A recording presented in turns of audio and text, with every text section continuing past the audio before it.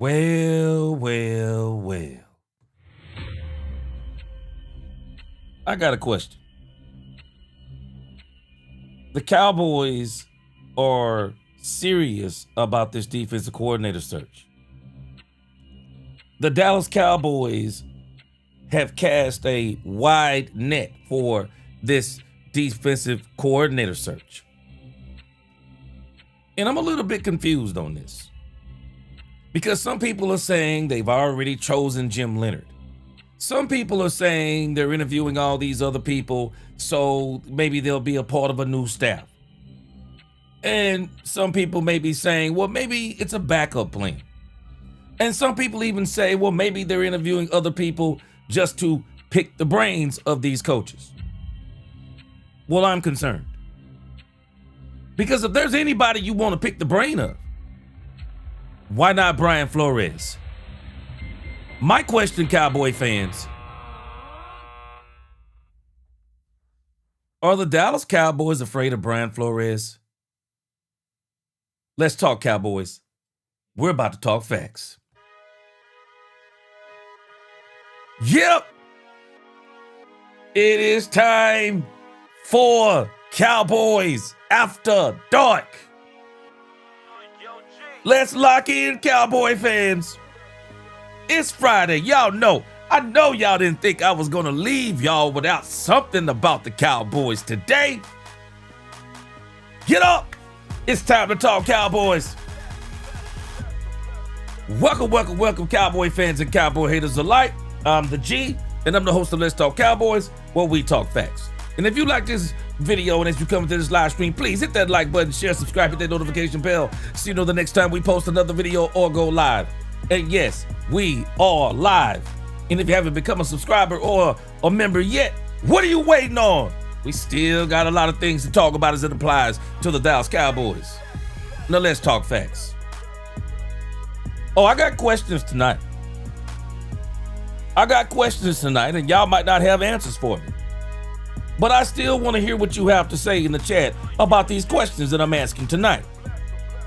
And when I drop these facts on y'all, because see, I don't think sometimes we're going by the facts. When I drop these facts on y'all, then I want y'all to come back and give me some answers. Because my question is simple. Why haven't the Cowboys interviewed Brian Flores? Why haven't the Cowboys requested an interview with Brian Flores? I got even more questions. I don't care what anybody tells me about Raheem Morris. There is no excuse for the Dallas Cowboys not to be interviewing Raheem Morris. He should have already been on the list for the Dallas Cowboys. I'll be waiting this week to see if Raheem Morris hits that list. And I'll also be waiting this week to see if Brian Flores hits that list. Got another question for you Cowboy fans we're going to talk about a little bit tonight. I've been hearing all this buzz about the Joneses need to let Brian Schottenheimer pick his own defensive coordinator. And while I'm not in disagreement with that per se, can somebody tell me what has Brian Schottenheimer done to deserve that kind of cachet? What has Brian Schottenheimer really done in the grand scheme of things that warrants the Cowboys, and it's not just the Cowboys, any team allowing him to pick his own DC? Because contrary to what people believe, not everyone picks their own DC. And there is still going to be somebody that's got some say-so in whether or not they pick their own DC. And so I got questions tonight. Okay, so do you trust this? Because people still don't want to believe that he had something to do with Matt Eberflus being hired. Well, if he's conducting the search, if he's in charge of the search, then again, I got questions. Can somebody tell me why Brian Flores and Raheem Morris have not yet made the list? Somebody got to tell me. If Brian Schottenheimer is in charge of the search, then shouldn't he be able to put whoever he wants on the search? I got questions. Then why in the world is Brian Flores not on that list? And why is Raheem Morris not on that list? Y'all, hey, I'm telling you, I'm not the status quo Cowboy content creator. I'm not the status quo. I love the Dallas Cowboys, but this defensive coordinator selection is important to me. And when I start seeing something that don't look right, until I get some answers, I'm calling it out. I'm calling it out. People can make up any excuse they want to, but this stinks. This stinks a little bit. And this is why I was saying yesterday, are we really widening the net or are we going through the motions? Oh, we're going to talk about it. This is going to be our show for tonight. I got a question. Where's Brian Flores? Where's Brian Flores? Where's Raheem Morris? Where are they? Where are those two coaches? Next, we're going to listen to Bobby Belt. I'm going to tell y'all something about these 105.3 The Fan people. I'm going to tell you something about them. You better listen to them. Pay attention to what they're doing. I've already heard them. Try to discourage the Dallas Cowboys from getting George Pickens. What? What? These people been trying to talk. Don't get George Pickens. What? Y'all better listen to these people. There's some strange stuff going on around the Dallas Cowboys. And then I heard them today, and we're going to listen to Bobby Belt. Y'all remember yesterday, we listened to another interview from 105.3 The Fan. I forgot who the quote-unquote guru they had to come on. And what was the first thing he did? He tried to disparage Brian Flores. Yeah, he a paradox. Oh, and then Bobby Belt today. I'm listening to Bobby Belt. And he quickly, the moment Brian Flores' name is brought up, he quickly tries to brush off Brian Flores. I'm hearing something that don't sound right.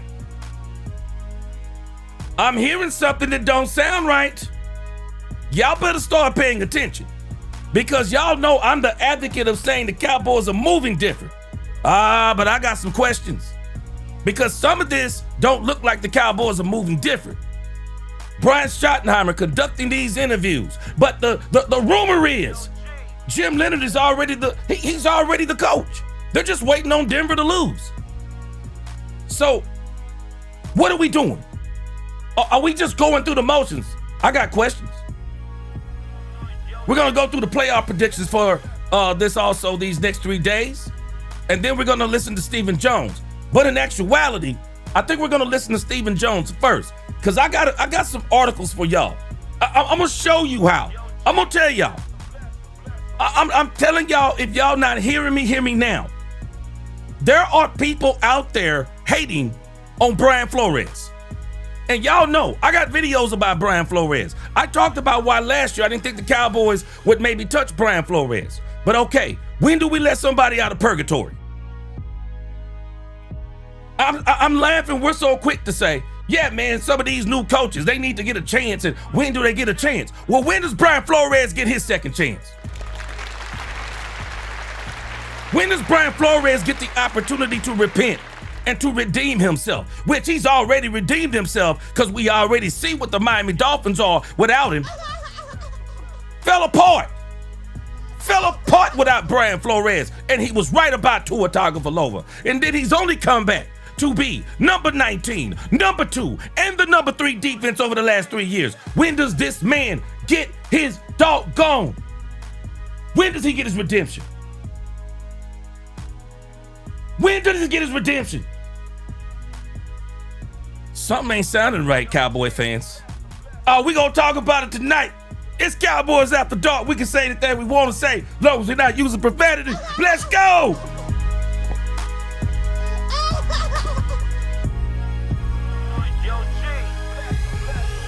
Yep. Roll call. Cowboy fans, I'm just trying to be objective for you tonight. I don't want to sugarcoat this thing. I'm serious about this next season. Man, y'all better understand what I'm telling y'all. John Harbaugh, we're going to discuss him. I'm going to discuss him about this coaching thing. John Harbaugh is in the NFC East. And for every coach that we're looking at, John Harbaugh looking at him too. John Harbaugh is looking at him too. The Washington Commanders are looking at them too. Boy, y'all better understand what I'm telling you tonight. Let's get this roll call going. Trent Smith, let's go. Mr. Fella Destrada, what's going on? Mr. Fella Destrada, I like that name. Big Moss Dog up in this thing. What up? Richard Owens in the house. Jeremy Betts, what's going on? Brandon, she said, hey, my love. What's going on? What's going on? We them boys. Yeah, we locked in tonight. This is not for the faint at heart Cowboy fans. Man, we going hard tonight, Ty Howard. What's going on? It's S.M. Anderson. What's going on? My sister, the Queen. What's going on, Queen? Jay, the son, Voorhees. What's going on with you? What's going on? JCT Slice, he says, no, they're not. He said the Joneses are dragging their feet. Okay. You say they're dragging their feet, JCT Slice. Well, I'm going to tell you something. When Brian Flores is on the table, JCT, my brother Slice, when Brian Flores is on the table, you don't drag your feet. Because I'm going to tell you about me. Maybe I'm just different. I don't go nowhere when nobody don't want me. You want me? Show me you want me. Show me. Show me you want me. Hallelujah up in this thing. What's going on? Swerving on the road. Let's go. Derrick Rose. Let's go. All right. Derrick Rose, you say, I don't think they're afraid of Flores. However, Shotty selected who he feels he's able to control. Tell me what the difference is. Tell me what the difference is, Derrick Rose. RT Holman, what up? Miss Matrix, King Community, Fred Bell, Lauren Spring. What's going on? Good to see y'all in the crib tonight in the congregation. Welcome to the congregation. Kippy, I love that name. Kippy, what's going on, Kippy? Good to see you. Mr. Love Go, what's going on? One name, Jim Leonard is why. Boss Cowboy Sports up in here tonight. Boss Cowboy standing ovation. What's going on, Boss Cowboy? Oh, we gonna talk for real tonight, boss. We gotta talk for real tonight. I'm serious on this. Truth, what's going on? He said I'm burned. He said I'm gonna be burned out. Truth, hold on to this statement. I'm coming back to you, Truth, later on in a moment. Let's go. Marvin Mays, let me get through this tonight. Marvin Mays, what's going on? Brandy, if I missed you, what's going on with you tonight? Let's go. Dak fan for life, Sub-Zero Prime, Henna Yabara, what's going on? Gabe, what's going on? Agon, Steve, Campanella, what's going on with you? What's going on? Good to see you tonight. Wazzy Burns, Gwen Bowden, Azteca Aguilar's in this thing tonight. Texas Twister, what up? It's my man Rico Jones. What up, Rico Jones? Boss Cowboy, Brian Flores, I believe, is the guy they need to be after. I agree. Bobby Bottles, what's up? Bobby Bottles, I'm gonna come back to that comment you just made there. I'm gonna come back to that comment. Danny Dallas Cowboys, let's go. Jada Justin in this thing tonight. All right, let's get this thing going. All right, best chat on YouTube. Give yourselves a hand tonight. Uncle Charles up in this thing. What's going on? All right. So I want to talk about this thing with Brian Flores. And I brought this up when Brian Flores' name first got brought up about the Cowboys. Y'all know I talk a lot, so I have to remind you of stuff that I said.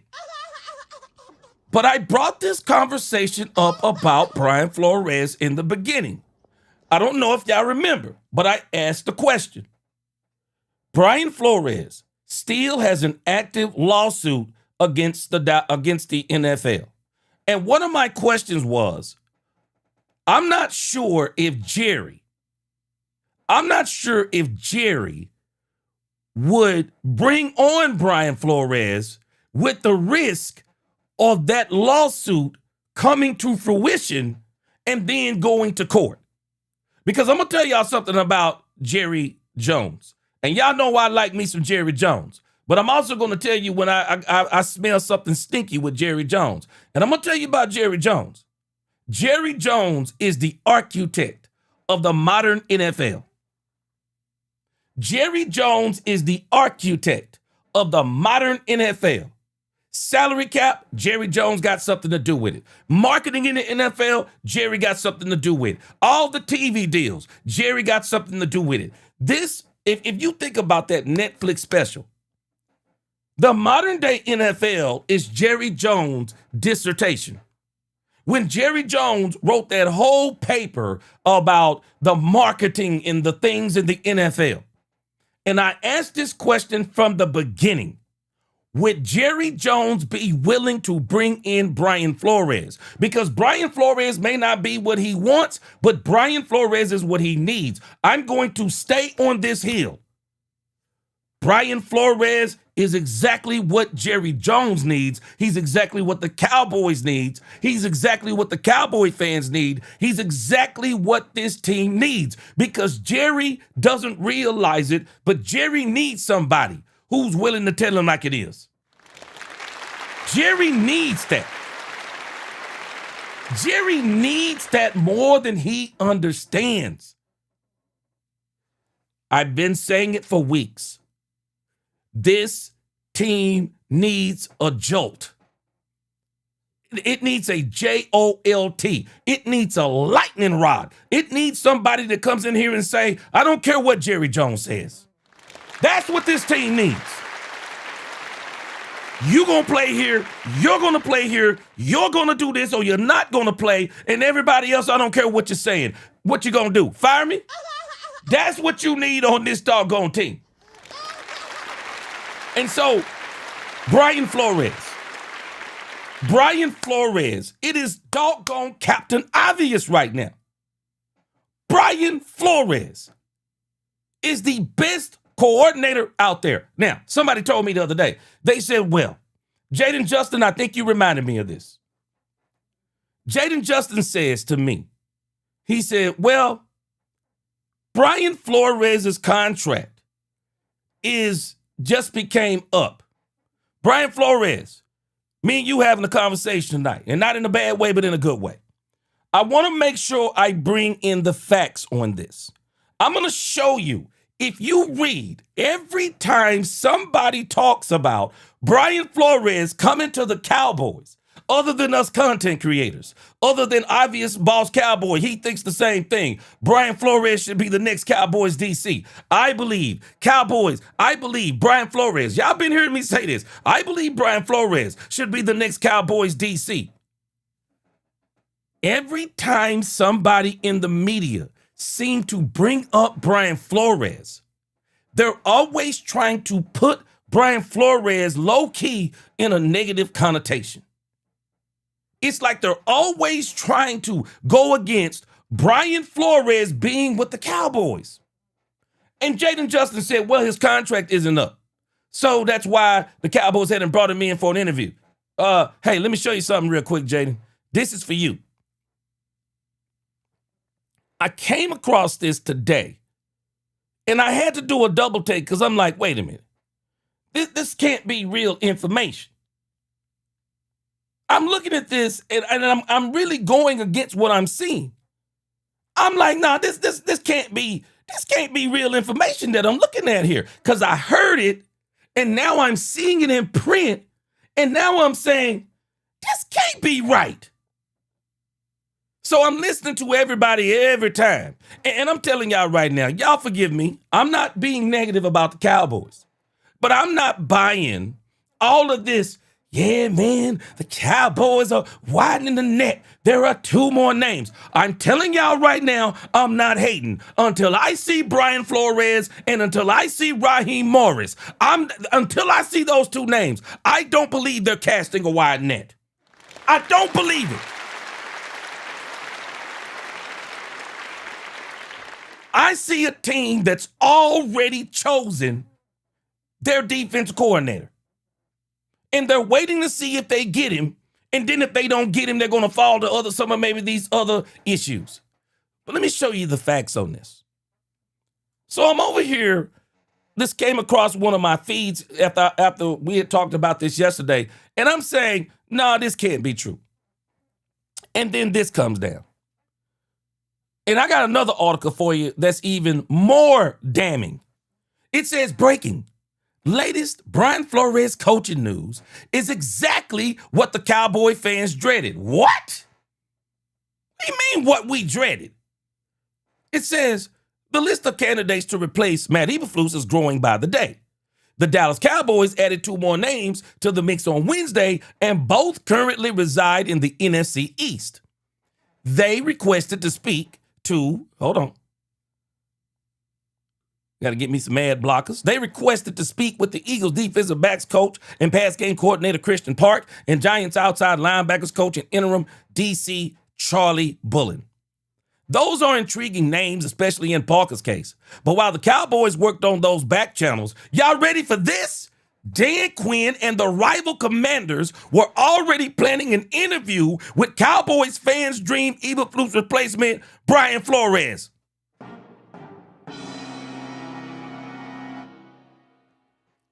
You want me? Show me. You want me? Show me. Yeah, you want me? Show me. I don't need you waiting. I don't need you waiting to see this and waiting to see that and waiting to see what I'm going to do. Now you tell me what you going to do. There is no reason. There is nothing that has stopped them. Jaden Justin, no offense to you, my brother. I thought about you when I saw the article.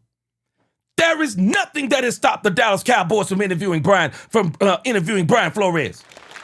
Shoot, let me tell you about Dan Quinn. Let me tell you a little something about Dan Quinn. You want me? Tell the world you want me.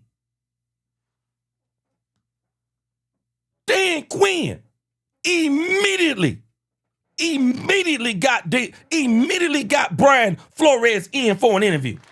Make it make sense. Immediately got him in. It says we're already planning an interview. They were waiting on the moment the contract expired, 12:01 a.m. They said we got to have Brian Flores. It says NFL Network's Ian Rappaport shared that Flores interviewed for Washington's defensive coordinator job on Wednesday. Tell me. I don't want to hear no excuses. Well, the Cowboys don't think that they're going to get Brian Flores because Brian Flores is going to get a head coaching job. Man, I don't care what nobody say. If I'm the Dallas Cowboys, I don't give a doggone if Brian Flores is about to come up for a head coaching job. Let me tell you what I'm going to do. Wait, when is the contract up? Oh, gee, it's going to be up at 12:01 a.m. on Tuesday night. I want to get in touch with them at 11 p.m. on Tuesday night and let him know the moment the clock expires. When can we get you in? When can we get you in? Can we get you on a midnight flight? Can we get you in here at 1 a.m.? Oh, okay, so what's the earliest we can get you on that Thursday? The doggone Washington Commanders have already gotten Brian Flores in for an interview. You want me? Show me. You want me? Show me. I had a friend back in the day when I was in high school. He wound up going professional. He wound up being a professional baseball player. But when they were trying to recruit him, all these D1 schools. Let me tell you something about D1 schools when they want you.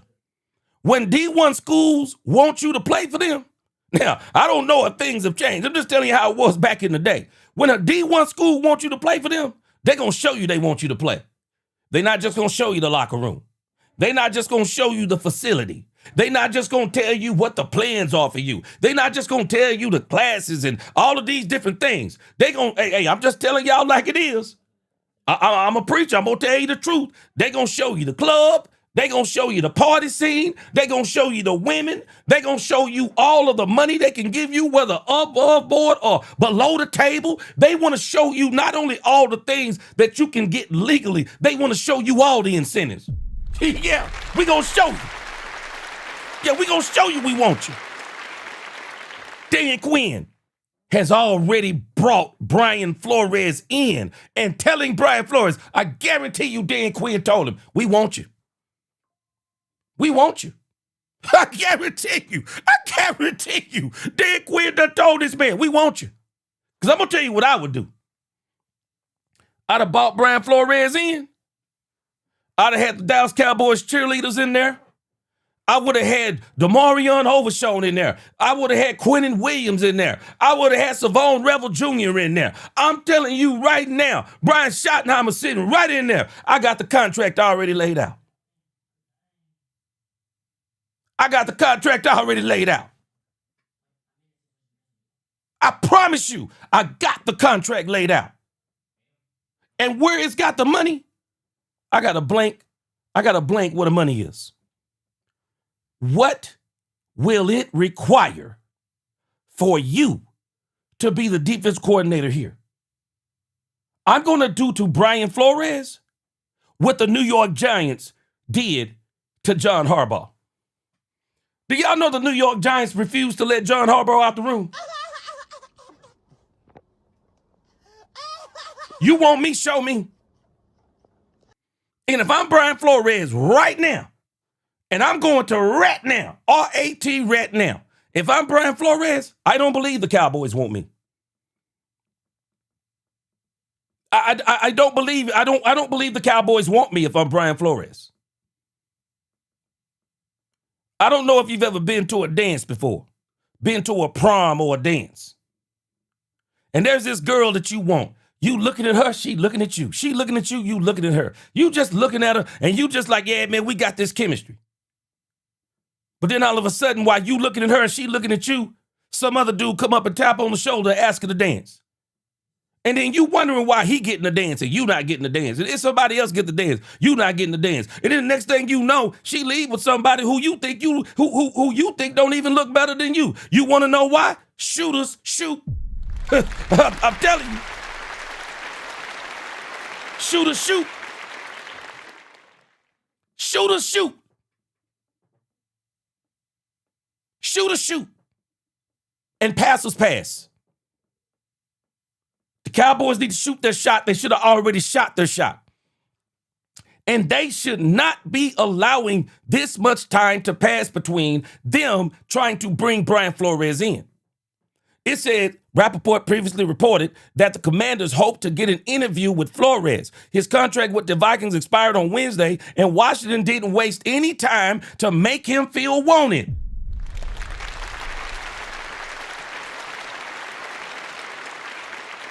Wait a minute. And the same cannot be said for the Dallas Cowboys, which is now behind the 8 ball in the Flores sweepstakes.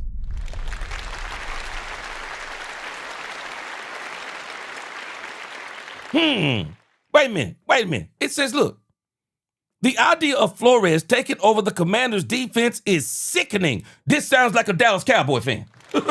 Yeah, because it is sickening.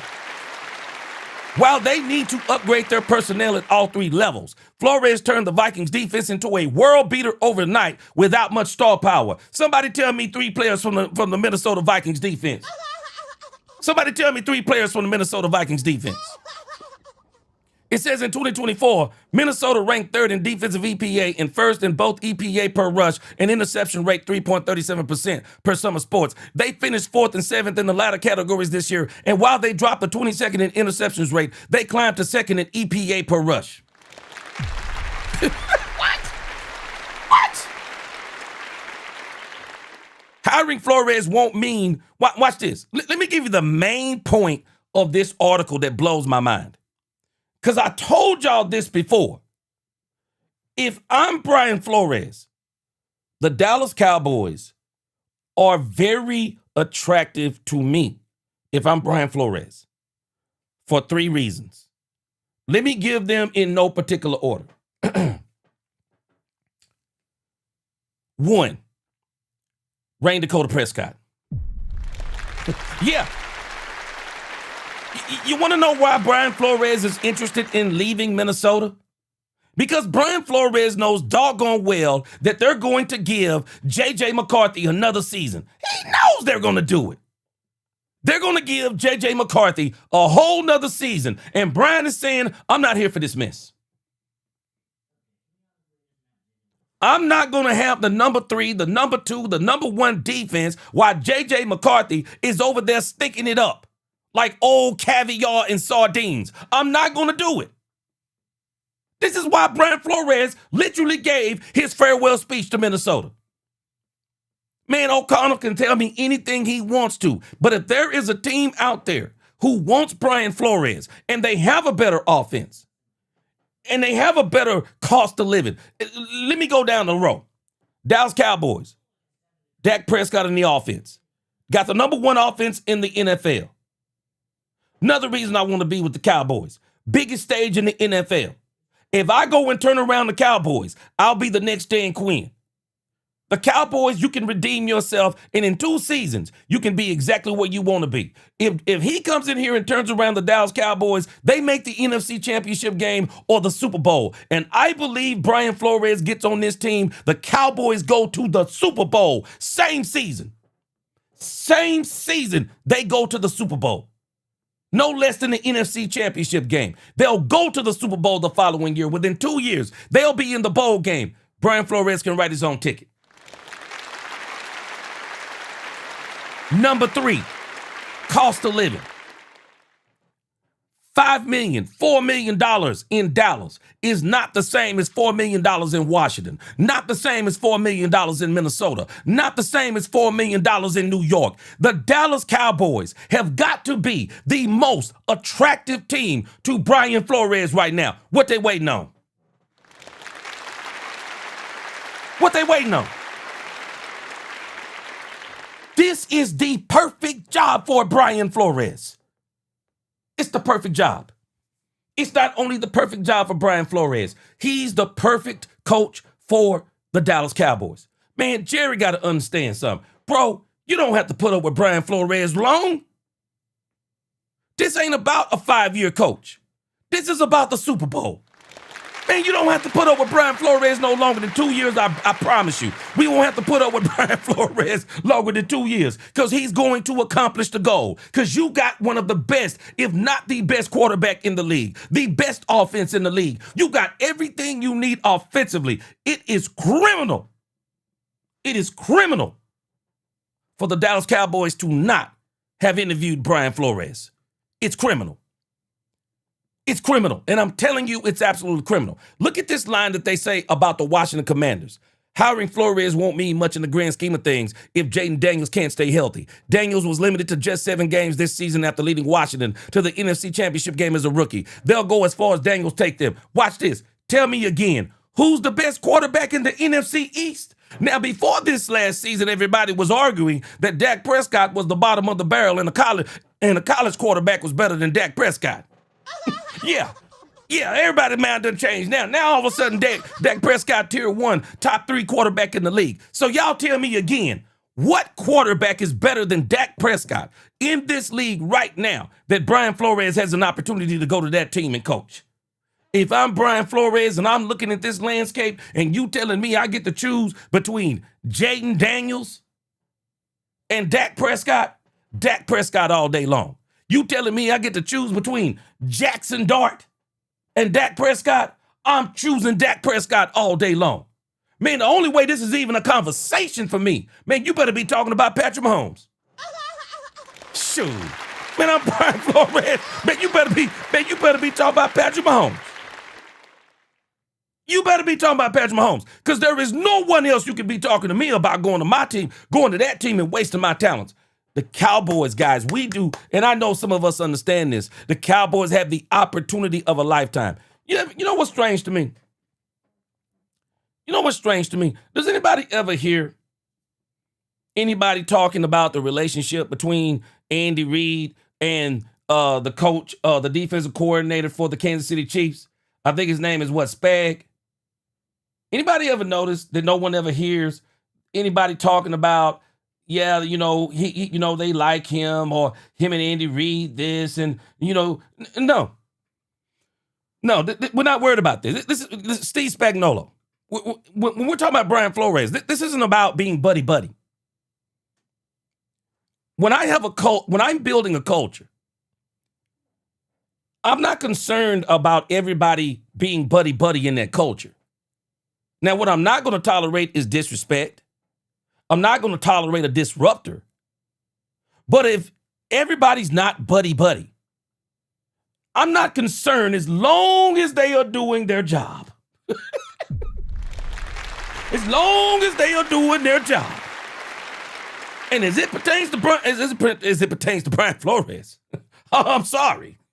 As it pertains to Brian Flores, I don't care nothing about Brian Schottenheimer's culture.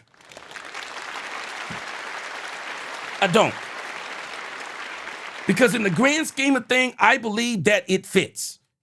Even if Brian don't realize it. Bro, it seems like to me that Brian wants some dogs. Well, if you want some dogs, that needs to start with the coach.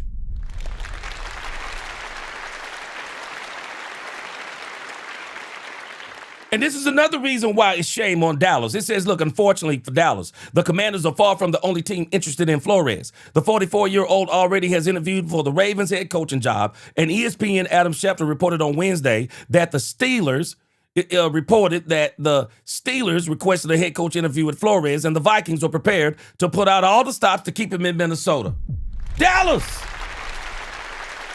Good Lord, man! Look at this. The Cowboys were linked to Flores before they even fired Matt Eberflus, so the interest is certainly there. An interview request may be in the pipeline, but the longer they wait, the more likely it becomes that he picks another team. Good Lord, man! It's criminal. This is criminal. I'm telling you, I'm still gonna be rooting for the Cowboys. Don't y'all get me wrong. I'm still gonna be rooting for the Cowboys. But I'm telling y'all right now, this is criminal. It is egregious. It is egregious and it is insane that Brian Flores is available. And the team, let me tell y'all this. Have y'all ever thought about this? Take the Dallas Cowboys, take you as a Dallas Cowboys fan. Take yourself out of that mindset. Take yourself out of that mindset. And now I want you to float above all of the NFL teams this season. And then look at the team who had the number one offense in football. You got the number one offense in football. You got the dead last defense in football. Not even being a Dallas Cowboy fan. Who needs a defensive coordinator worse than the Cowboys? Who needs a great defensive coordinator worse than the Cowboys? Tell me who. Tell me who. Tell me who needs a defensive coordinator. Tell me who. Tell me who needs one worse than the Cowboys.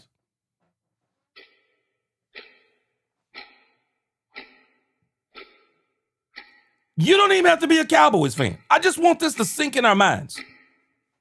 Who needs a defensive coordinator like Brian Flores worse than the Cowboys? You don't even have to be a Cowboys fan for this to make sense to you.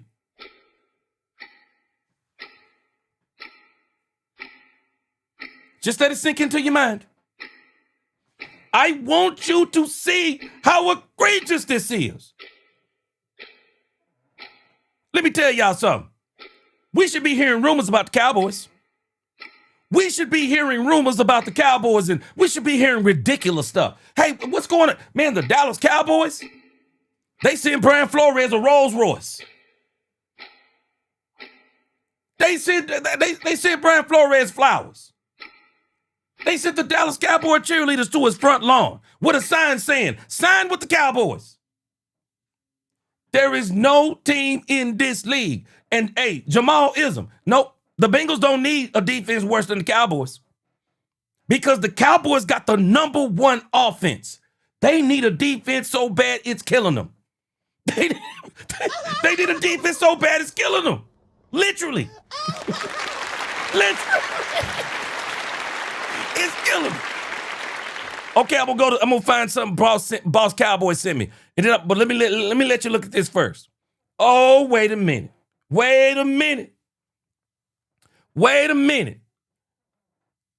Let me put this in the chat in case Boss want to look at this. He might want to show it. He might want to share this on the show. Wait a minute. Hold on a second. This is the article right here.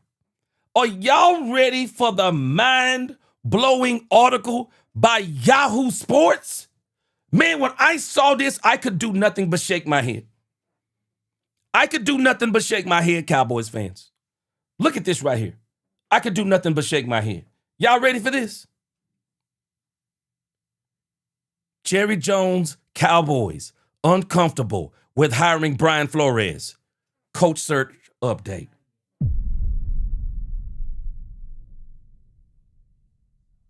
Let it sink in.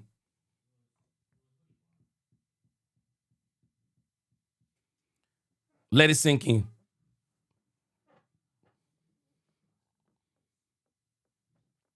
Jerry Jones's Cowboys uncomfortable with hiring Brian Flores. Coach search update.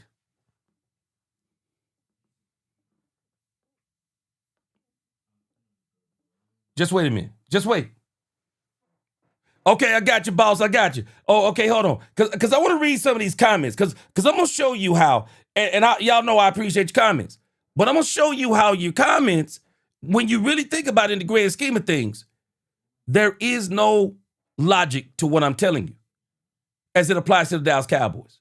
Steve Campanello said, unfortunately, G, I think this is a case where the Cowboys are afraid of a fifth DC because Flores wouldn't be here long. And if that's their thinking, then we as fans should be furious.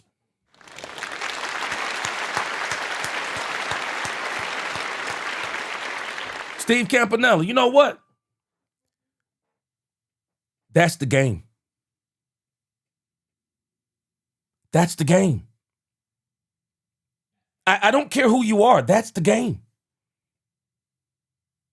Ask Dan Campbell. That's the game. That is the absolute game that you play when you are successful. That's the game. If you're going to go to the AFC Championship game, if you're going to go to the NFC Championship game, if you're going to turn a team from 7-11, or if you're going to turn a team from 7-10 to 11-6, 12-5, 13-4, that's the game. That's the game. And you got and everybody got to understand that's the game. Even if you get Jim Leonard, in 2 years, somebody will be knocking on the door. Because he's young. And if he's aggressive, and if he comes in and he wins, 2 years they'll be looking for him too. Steve Campanella, and you're right, shameful if they're thinking like that.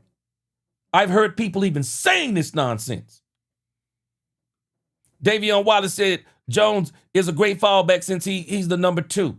Let me see here. Marion Dillard said maybe they're waiting on Jim Leonard of the Broncos. No, Marlon Dillard. No, you want to know what my problem is, Marlon Dillard? This is the thing, the comment that I made yesterday, the comment that I made Tuesday. You know what my problem is? They're not waiting on Jim Leonard. They've made their decision.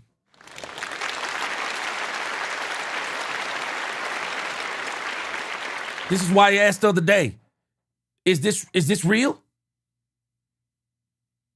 Is this real? Because this, to me, seems to be a part of a dog and pony show. It seems to be a part of a dog and pony show. Oh yeah, oh yeah, the Cowboys. Yeah, they got this wide net, and every time we hear something about the Cowboys, they're widening the net. Oh, they're not doing it different in the grand scheme of things, because just like last year, I don't care who the Cowboys interviewed, they already had their choices made. And as much as I like Brian Schottenheimer, they didn't do their due diligence on any other coach when it came to Brian Schottenheimer.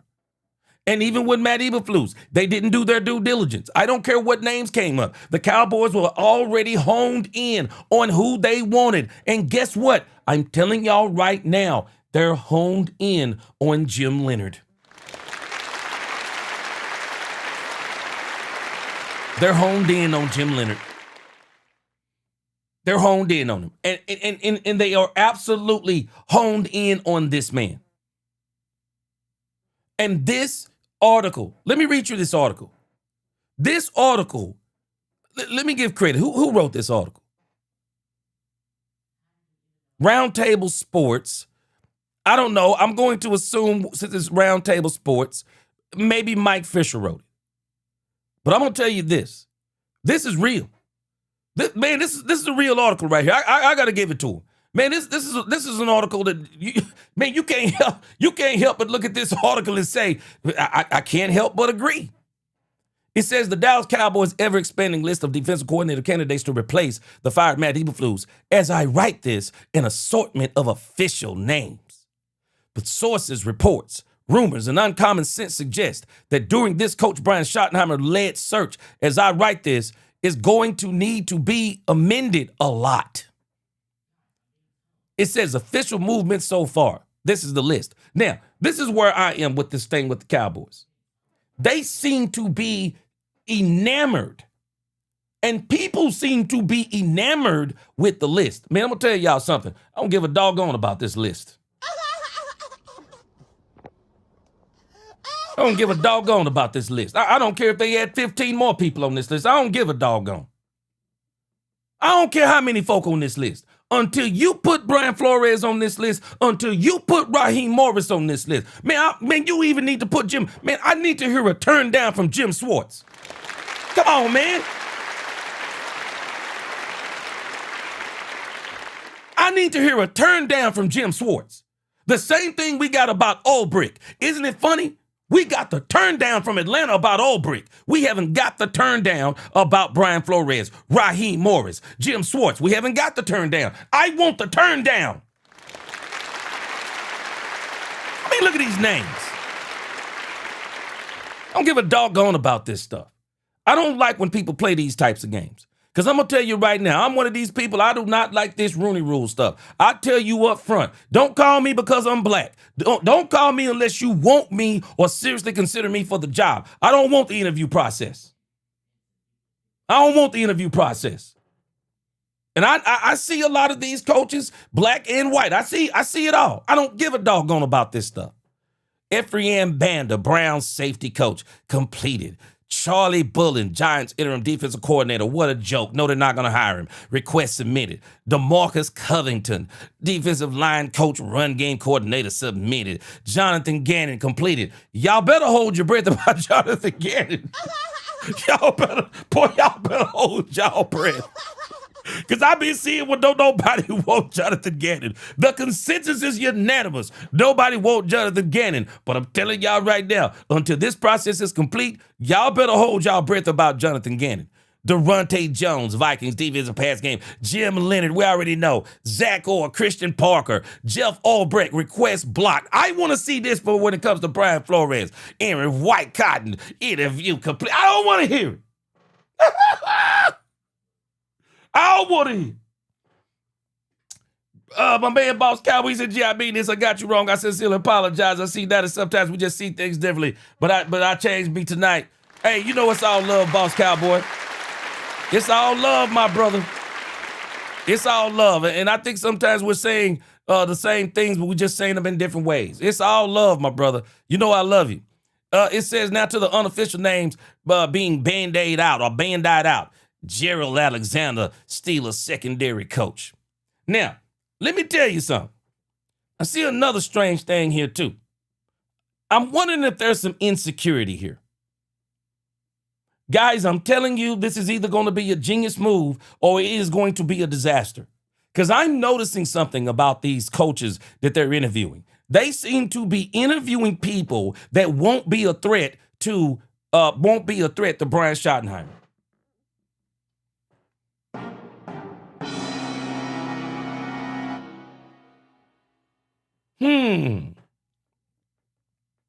I wonder how uncomfortable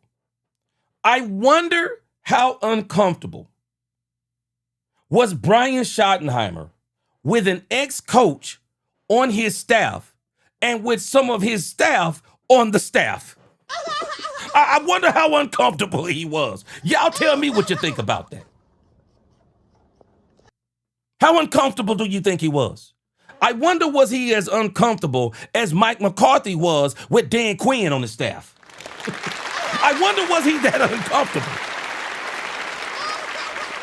Because I'm going to tell you what insecure people think. I don't want somebody who can take my job. Well, I'm going to tell you about me. If I'm in a situation where it's about me winning and being successful, I want everybody around me with the potential to take my job. That's what I want. I want to surround myself with everybody who knows more than me. I want to surround myself with a guy who not only knows defense, but he's so doggone good that we're either going to lose him in 1 to 2 years. We're going to lose him in 1 to 2 years, or he's going to take my job. I want that. Because at the end of the day, I still won. And there'll be somebody who will want me because I was a part of that winning process. I want that. I want to have people around me that are so good, like Jimmy Johnson did. I want people around me who are so good that they're going to coach themselves out of the job. And I'm not talking about losing. I'm talking about winning. Anybody notice these names I'm reading? I'm noticing something about these names. No ex-head coaches hardly. No ex-head coaches hardly. Is that somebody doing something different, or is that insecurity? Y'all tell me. King Kong Community, he said, I told All Nation. He said the same thing I'm saying here. Jerry don't want our people in an authoritative position on this team. Look at Will McClay. All the blame, none of the fame. I'm struggling with the whole race issue. But I'm not opposed to you saying it. But I'm saying, from that standpoint, RT Holman, appreciate that super sticker. But I'm saying, I just wonder. I don't know if it's necessarily a color thing, because I'm going to tell you this. Al Harris could have actually worked his way up the tree. At least this is what I'm being told. But what messed up Al Harris was the Trayvon Diggs connection. Now, I wouldn't be excoriating Trayvon Diggs. I wouldn't be excoriating Trayvon Diggs after that whole situation. But, I wouldn't be excoriating Al Harris. I wouldn't be eliminating Al Harris because of that thing with Trayvon Diggs. I can understand something as an older man sometimes, and there's a young man who you see has a lot of potential, you have a lot of affinity for, and you really want them to be successful, and sometimes you'll take that young man under your wing. I can understand Al Harris doing something like that. But whatever the case may be, I'm telling y'all about, man, y'all know I'm riding with Brian Schottenheimer until the wheels fall off. But I'm telling y'all something y'all are not understanding about Brian Schottenheimer. Brian Schottenheimer has been with the Cowboys since March of 2022, and he has been through the building. He's been all up and down through the building talking to people. And if there's one thing, if y'all are not listening to Brian Schottenheimer, he's told y'all over and over and over. He's told us so many times. He said, my greatest ability is communication. Y'all might not remember, but what did I tell y'all? I had a problem with Brian Schottenheimer. He's got the gift of gab. And I always got a problem with somebody who got all the answers, because my concern is not the fact that you have all the answers. My concern is, why do you have all the answers? Because if you got to give me all the answers, then I'm saying that you actually haven't answered the question. You haven't answered it. Because you're telling me what we could be doing because we're not doing it. When you already have given the answer, you don't have to give the answer. You don't have to be a big time explainer. You don't have to be all of those things. No. When you're doing it speaks for itself. It speaks for itself. All right, let's keep reading here. It says, look, these are the people, Jonathan Cooley, Corey Heatherman, Chuck Pagano, Jim Swartz. Now, these are the names that have not been officially named. Brian Flores. Watch this. This is the part that becomes sickening as you get towards the end. It said on Wednesday, the rival Commanders hosted Flores for an in-person interview for the defense coordinator opening. So the idea that Flores is holding out for head coach visits only is gone. See, this destroys every sentiment about people saying, oh, well, Brian Flores is going to get a head coaching job. Who said he is? Who said Brian Flores is going to get a head coaching job? Because I'm going to tell you right now, if there is a team that I figured that would hire Brian Flores, I figure it would have been the Baltimore Ravens. They let him out of the building, and we haven't heard heads or tails since they let him out of the building. Let that sink in. Let that sink in. Unless I haven't heard, let it sink in. We have yet to hear where the Baltimore Ravens have made any more comments about Brian Flores, which leads me to believe that Brian Flores may not be their number one target. Because if he was their number one target, the Baltimore Ravens would be doing exactly what the New York Giants did. The New York Giants couldn't wait until John Harbaugh walked into the building. And I guarantee you, they did to John Harbaugh exactly what I'm telling you I would have did or I would be doing to Brian Flores. The moment he'd have walked through the door, the contract is already right there. Blank number. There's not even a number. There's a blank. Hey, fill in that blank. What you mean fill in the blank? Yeah, fill in the blank where it says your salary. Fill in the blank. That's what I would have done. If I'm the Baltimore Ravens and I want Brian Flores, he doesn't get out the door. We would be reporting right now, just like everything is being reported around John Harbaugh. And he hasn't even signed on the dotted line. But everybody pretty much knows that John Harbaugh is going to be with the New York Giants. So, Brian Flores, man, let me tell you something about Brian Flores and his team. Please stop thinking, anybody who thinks this man is dumb, please stop thinking this man is dumb. Brian Flores knows full well that people like him may not get a job in the NFL.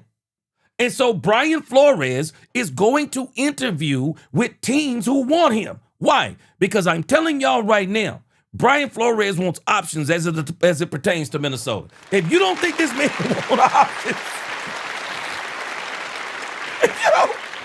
if you don't think this man wants options, I don't want to be the defensive coordinator waiting on J.J. McCarthy. I don't want to be the defensive coordinator waiting on J.J. McCarthy to come to fruition. Nah, man, I want to get on a team where they got to show enough offense. I want to get on a team to where I can take that team to a Super Bowl in 2 years or even in my first year. I want that team. And if I'm Brian Flores, I'm appalled that the Cowboys haven't contacted me yet. I'm appalled. You need me. Man, I'm telling you, boy, I'm Brian Flores, man. I might get on the phone myself and call Jerry Jones. Bro, what you waiting on? You need me. What are you waiting on? Who else gonna do what I've done, Jerry? What are you waiting on? Man, this is doggone, man, this is deplorable, man. So look at this. Look at this article right here. The rest of it. This is the part that is scathing of the Cowboys. It says, what's left? Y'all ready for this? What's left? Culture and uncomfortability. Cowboys owner Jerry Jones loves both words, which is cool. Want to change the culture? Put the gruff, no-nonsense Flores in charge.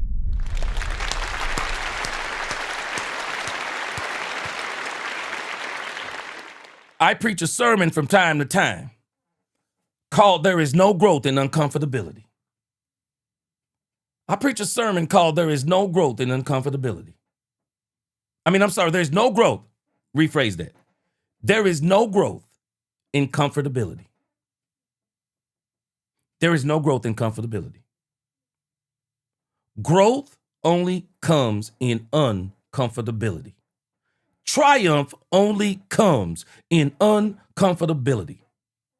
It's strange to me that when Peter went up on the Mount of Transfiguration with Jesus, and when Jesus transformed himself into light, and when Peter sees this, he says, "Do you want me to build 3 tabernacles here?"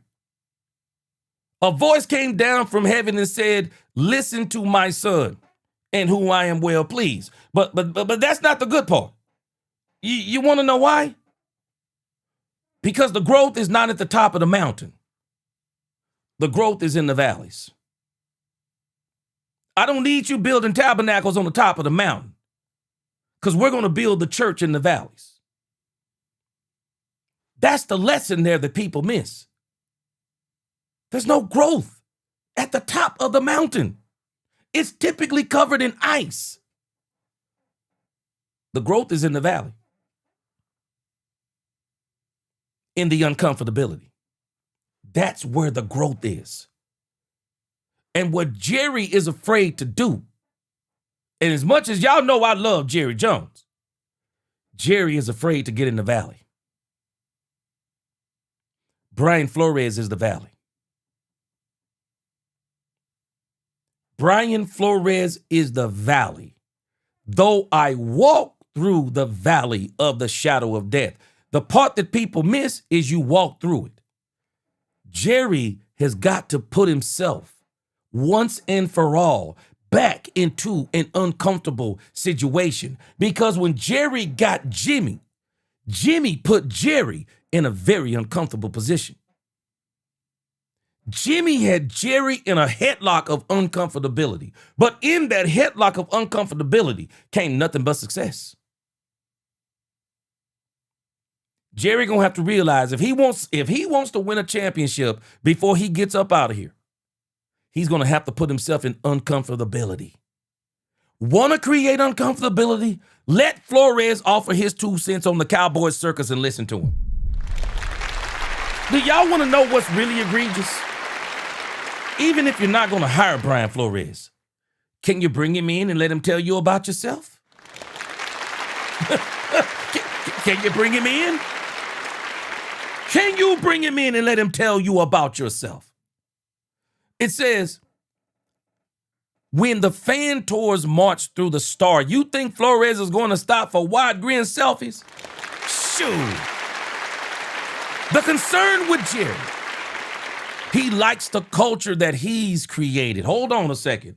Are we saying that the culture that Brian Schottenheimer has created is a part of the culture that Jerry has created?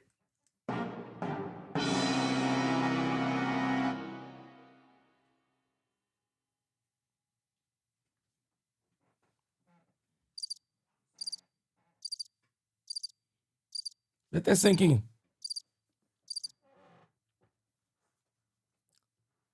Let that sink in.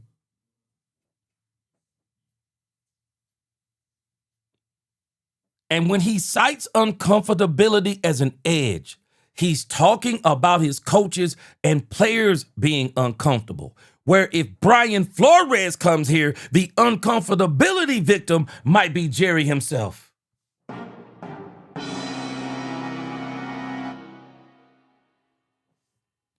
Let me tell you something about Brian Flores.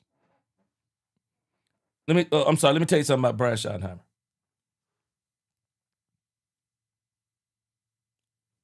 As long as Brian Schottenheimer is the head coach for the Cowboys, I've come to this conclusion. And I like Brian Schottenheimer. I love Brian Schottenheimer, but I'm going to tell you right now. as long as Brian Schottenheimer is the head coach of the Cowboys, it's going to be comfortability. It's going to be comfortability. Jerry is so comfortable with Brian Schottenheimer. I've been trying to tell y'all this. I love Brian Schottenheimer, but man, I got to tell the truth on this. I've been slipping these truths in.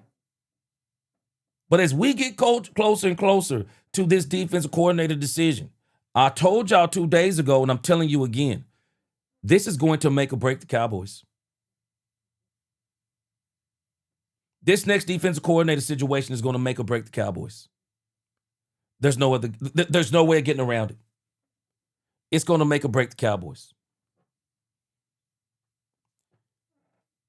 We're going to be talking about the same thing by mid-season about the next DC if we don't make the right decision. And I'm telling y'all right now, there is no going back. There is no going back saying we're going to get another defensive coordinator after this one in a year. There is no going back because I'm telling y'all right now, the one we choose this time, they're rolling with him for the next 2 years. And I'm telling you right now, Jerry is painting Brian Schottenheimer into a corner. And I'm not saying he's sabotaging Brian Schottenheimer because I don't think that's what he's doing. But I am telling you this. Y'all better start reading these tea leaves. Jerry Jones is painting Brian Schottenheimer into the corner of corners. Y'all better understand what Jerry told y'all in that press conference. Brian had everything to do with Matt Eberflus being the head coach here. Everything to do. So you know what he's showing you now? And I'm going to show y'all better than I can tell you this time. I'm going to let Brian conduct all of these interviews. And when that defense coordinator gets picked, if he don't hit the ground running, Brian Schottenheimer, you just got on the hottest of hot seats. Boy, y'all better understand what I'm telling y'all. Y'all better understand what I'm telling you. Y'all better understand what I'm telling you. Jerry did this in the press conference, and I don't even think anybody's paying attention to it. I told y'all this, and Jerry is telling y'all this. Man, this dude has put Matt Eberflus on the hottest of hot seats. I'm sorry, Brian Schottenheimer. He has put Brian Schottenheimer on the hottest of hot seats. Because I'm going to tell you right now, if Jerry really wanted to save Brian Schottenheimer from himself, Jerry Jones would be pursuing Brian Flores. He would be pursuing Brian Flores. And I'm not talking about in secret. Jerry would be going after Brian Flores in a way like everybody's talking about the way the Giants went after John Harbaugh. Everybody would be talking about it. Man, Jerry Jones really wants Brian Flores. He keeps talking about him in every single interview. He's invited him in for an interview, talking about a second interview. I mean, people, there's rumors out there that Jerry already has the offer on the table. The rumor out there, Jerry has told him write his own check. If Jerry was truly after Brian Flores, if he was really saying, hey, the check that I wouldn't write. Jerry, here's the check. Here it is, Jerry. The check is on the table. I'm going to tell you about people when it's all cool and dandy when people start saying that stuff. But when the rubber meets the road, and when you get this opportunity to bring Brian Flores in, see, Jerry, I'm going to tell you something that Jerry resented with Jimmy Johnson. Jerry absolutely resented that Jimmy Johnson got all the credit and still continues to get a lot of the credit about the 90s Cowboys. Y'all got to understand something. Y'all better stop playing with Jerry Jones. I tell people this all the time. Jerry's smarter than y'all think. If Brian Schottenheimer wins the Super Bowl, who do you think gonna start saying they hired him? Who do you think gonna start saying they hired him? Tell me. Tell me who gonna gloat over Brian Schottenheimer. Because Jerry's gonna say, I took a chance. But here's the difference with Brian Flores. You bring in Brian Flores, and everybody's gonna look at this team and say, Brian Flores was the reason. That's what they're going to say. And I believe Jerry knows it. Brian Flores is the reason. Let me come back to a couple of comments and I'm going to read these super chats. Then we're going to listen to Bobby Belt. Truth 1283 said, I'm going to be burned out if Brian Flores lands in Washington. Man, we're going to be messed up. Because let me tell you something. John Harbaugh is a sign that the NFC East is getting serious about coaching. The NFC East is getting serious about coaching. The Brian Dayballs of the world in the NFC East, it's over. Brian Dayball was terrible. Y'all know I've talked about Brian Dayball before. I was so glad when the New York Giants fired him because y'all know I'm not even a New York Giant fan. For sure, I'm not a New York Giant fan. But Brian Dayball was about to ruin Jackson Dart's career.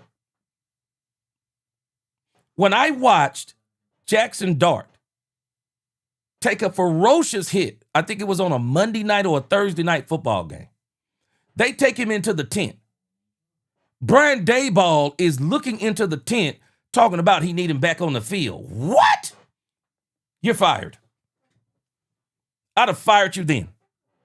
Brian Dayball had no concern for Jackson Dart. Brian Dayball was trying to save he was trying to save his job. I have no respect for a person that would put another man's life in danger to save his own. Bro, those days are over in the NFC East. We now have 3 Super Bowl winning coaches in the NFC East as head coaches. Nick Sirianni, John Harbaugh, Dan Quinn. In some capacity, they've all won Super Bowls. I'm telling us right now, this DC is going to make or break the Cowboys. Bobby Bottles, I want to come back to this. Flores made his choice when he filed a lawsuit against the league. He'll never get a premier DC or head coaching job again. And this is what I was afraid of. Bobby Bottles, let me tell you something. I opened up with this about Jerry Jones, guys. Jerry Jones is the architect of the modern day NFL. It's the reason why Jerry Jones is in the Hall of Fame. I think they're getting ready to give him some kind of other award. Have y'all ever noticed? Tell me the last time you heard an owner speak out against Jerry Jones. I mean, maybe Arthur Blank kind of took some backhand swipes, and maybe the guy from the Patriots took a little swipe, but never nothing major. Let me tell you something about the NFL. They love Jerry Jones. These owners love Jerry Jones. Jerry Jones has made the NFL rich. I'm telling y'all right now, and I'm not saying this, and I'm not even saying this in a conspiratorial matter. But Jerry Jones almost runs the NFL. I'm telling y'all right now. This NFL loves Jerry Jones. I love Jerry Jones because I understand what he's done for this NFL too. But they love Jerry Jones. They do. Bill Bates fan said, just know that as of tomorrow, Parker Jones and Gannon are doing second interviews. Wow, with the Cowboys? Okay, I'm gonna go check that out, Bill Bates fan. I appreciate that information. Forever runaway fashion online. He's afraid to win a Super Bowl again for whatever reason. Well, forever runaway fashion. Let me tell you something. Jerry isn't afraid to win a Super Bowl. Jerry's afraid to win a Super Bowl and not do it his way. That's the issue with Jerry Jones. Jerry wants to win it his way. Because the first time he won it, it was Jimmy's way. He wants to do it Jerry's way. It hasn't worked.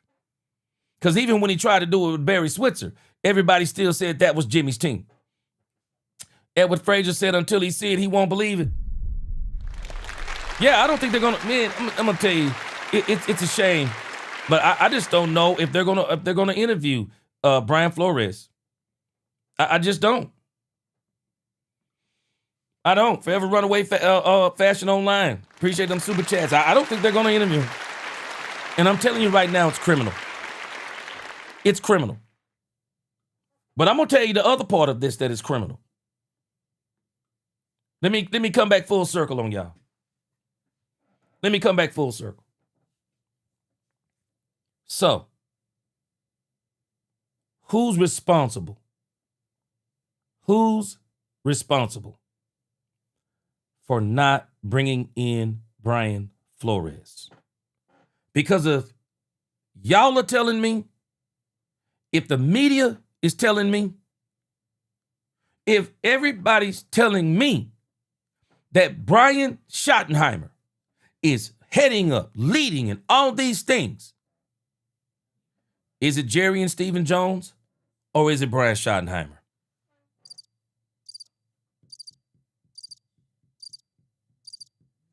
I'll wait. Who is it? Who's responsible for not calling Brian Flores? Because I'm telling y'all the same thing I told you before. We're not giving Brian Schottenheimer his oldest in some of the things that have transpired with this team this past year. Brian Flores had something to do with Matt Eberflus getting hired. And if somebody is telling me that Brian Flores' name has not made this list, then I'm going to tell you this. Then Brian Schottenheimer has everything to do also with Brian Flores not being brought in for an interview. Tell me what you want. Tell me what you want to. Tell me what you want to. But I'm telling you this. Brian Schottenheimer has been getting more say-so in these things than we're giving him credit for. And I'm telling you, Jerry said the truth. Yeah, he had everything to do with Matt Eberflus coming in here. And if he's heading this up, he has everything to do with Brian Flores not coming in here. Boss Cowboys said Jerry wrote the modern NFL revenue model while at Arkansas. Boss, this is exactly what I'm talking about. The modern day NFL, when I saw that Netflix special, it told me everything I needed to see. That this NFL is Jerry Jones' NFL. That's why he loves it. And that's why this NFL loves Jerry. Because Jerry has made these men more money than they ever dreamed of when they first became owners in the NFL. Jerry has made them money hand over fist. They'll never bite the hand that feeds them when it comes to Jerry Jones, except letting him get to another Super Bowl.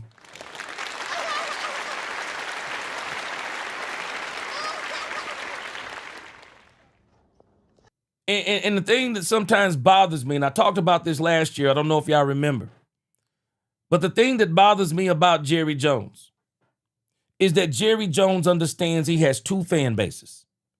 There is no other team in this league that has two fan bases. The Cowboys have a fan base that loves them. They have a fan base that hates them. There's no in between. We're the only team I know like this. You either love us or you hate us. You watch us because you love us. You watch us because you hate us. You watch us because you want us to win. You watch us because you don't want us to win. We're the only team like that. And Jerry is so genius, but it hurts his team at the same time. Because Jerry at times appeals to both audiences. And that's the part I hate about Jerry Jones. Jerry appeals to both audiences. He appeals to both of them. Jerry appeals to the side of the audience that wants to win, and we're seeing now what Jerry is doing. Jerry is trying to get all these players. Jerry is doing what Jerry does. Jerry's never had a problem with getting us players. Jerry's problem is he hasn't been able to build us a team. And every time he gets the opportunity to build us a team, he wets the bed. And so now he's got an opportunity to build us a team and bring in Brian Flores and actually have the defense so taken care of. It'll be the best it's been taken care of since Dan Quinn and maybe even before Dan Quinn. But Jerry doesn't want to be uncomfortable. And so again, This is Jerry, while he's appealing to the side that loves the Cowboys by not bringing in Brian Flores, whether he's doing it advertently or inadvertently, he's also appealing to the fan base that don't like the Dallas Cowboys. Because there's a fan base that don't like the Cowboys that actually say, oh, Jerry ain't going to bring in Brian Flores. Watch what I tell you. And then he doesn't do it. I'm telling you, man, this is the part that this is the part you hate about Jerry, man. This is the part you hate about Jerry. And they are blowing it with Brian Flores. And again, this is why I'm telling y'all, if y'all going to tell me that Brian Schottenheimer is now heading up this defense coordinator search, well, I'm going to tell y'all the same thing I told y'all 2 days ago. I'm going to be consistent. Because when Jerry said that Brian Schottenheimer had everything to do with Matt Eberflus running his butt up in here, I believe it. And if you tell me Brian Schottenheimer is heading up this defense coordinator search, guess what? I believe it. And Brian Schottenheimer is the reason that Brian Flores, along with Jerry Jones, but Brian Schottenheimer is also a part of the reason. He's also a part of the reason. He's also a part of the reason.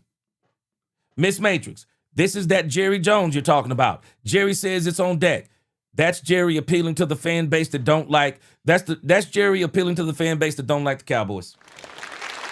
Jerry know what he's doing. Y'all better understand something about Jerry, man. I've been saying this about Jerry. I don't think Jerry does things he doesn't know what he's doing. I think he knows everything he's doing. Problem is with Jerry, we just don't know what he's doing. That's the problem with Jerry. We don't always know what he's doing. But I'm telling you right now, this man is painting this dude, Brian Schottenheimer, into the corner of corners, man. He painted him into the corner. Y'all keep on playing with Jerry Jones. Keep on playing with Jerry Jones. Jerry did what he did for a reason. Yeah. Brian had everything to do with bringing him in. Now what is he doing? Yeah, now he's heading up these head coaching things. Y'all keep on playing. Jerry gonna make a believer. Jerry gonna make a believer out of y'all. All right, let me see if I can find this video. I was listening to Bobby Belt. Let me see here. Okay, I was listening to Bobby Belt. And Bobby Belt did the same thing. I keep hearing these other Cowboy guys, these other Cowboy media members, they all keep brushing Brian Flores under the rug. Always brushing him under the rug. So this is them talking about the Cowboys coaching search on Below the Belt. And an in-depth look at the Cowboys DC candidate.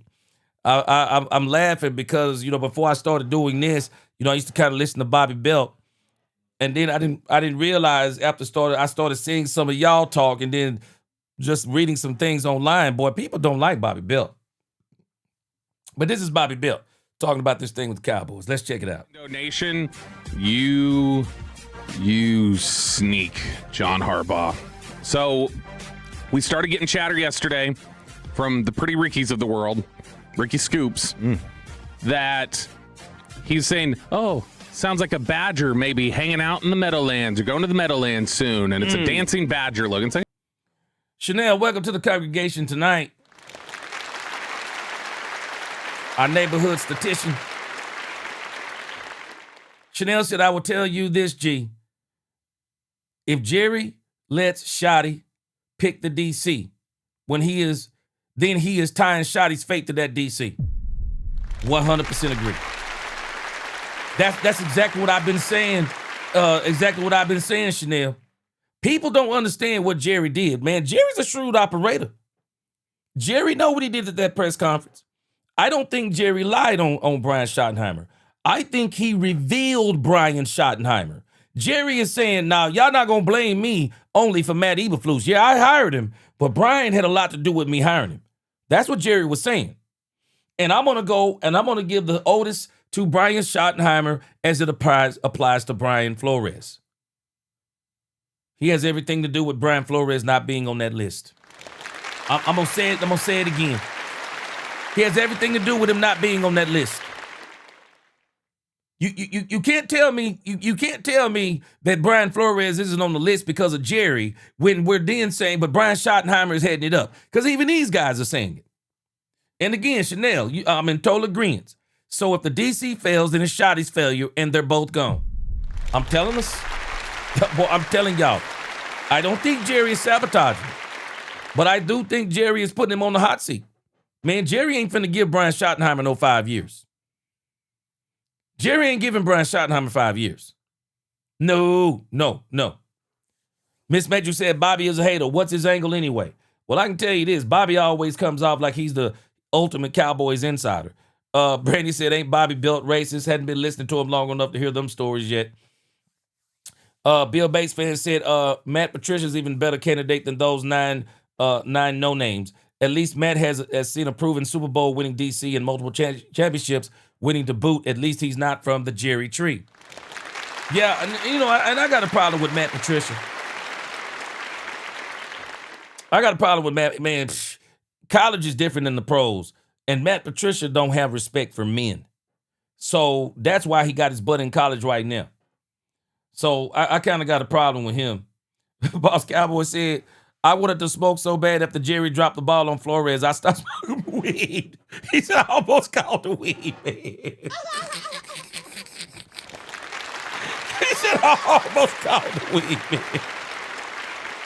Boy, hey, man, let me tell you something.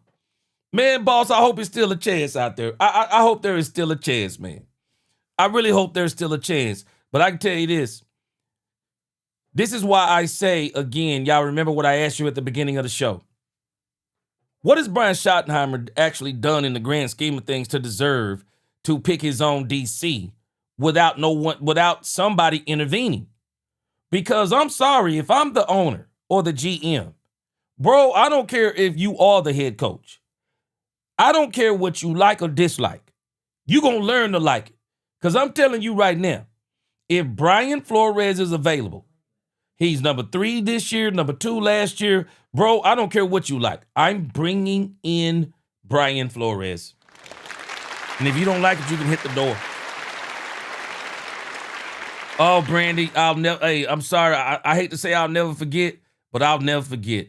These people tried to destroy Dak Prescott's reputation. Brought on the man accuser. And then thought Dak Prescott was going to be dumb enough to come on the show and defend himself. No, I like what Dak did. Wash your hands of him.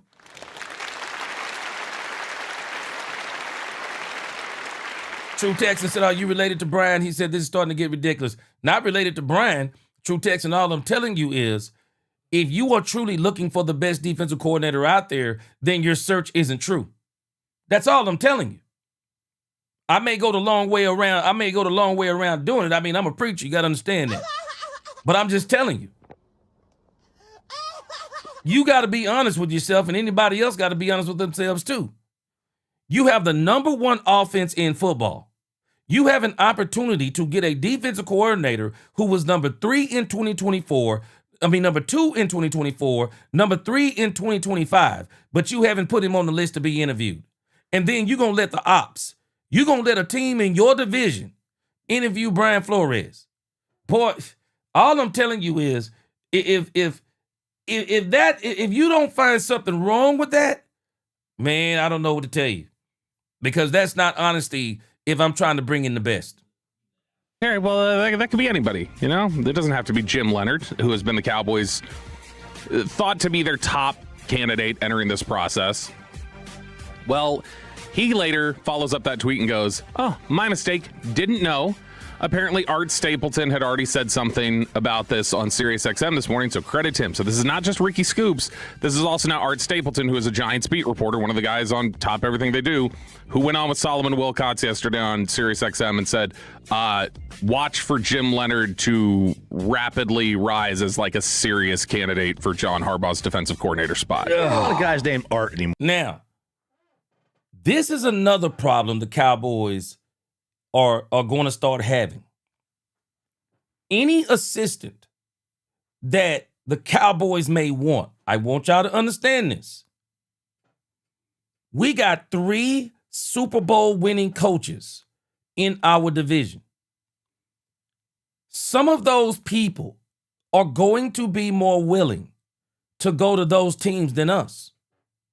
Because in the grand scheme of things, I mean, you got to ask yourself, what does Brian Schottenheimer have to offer them?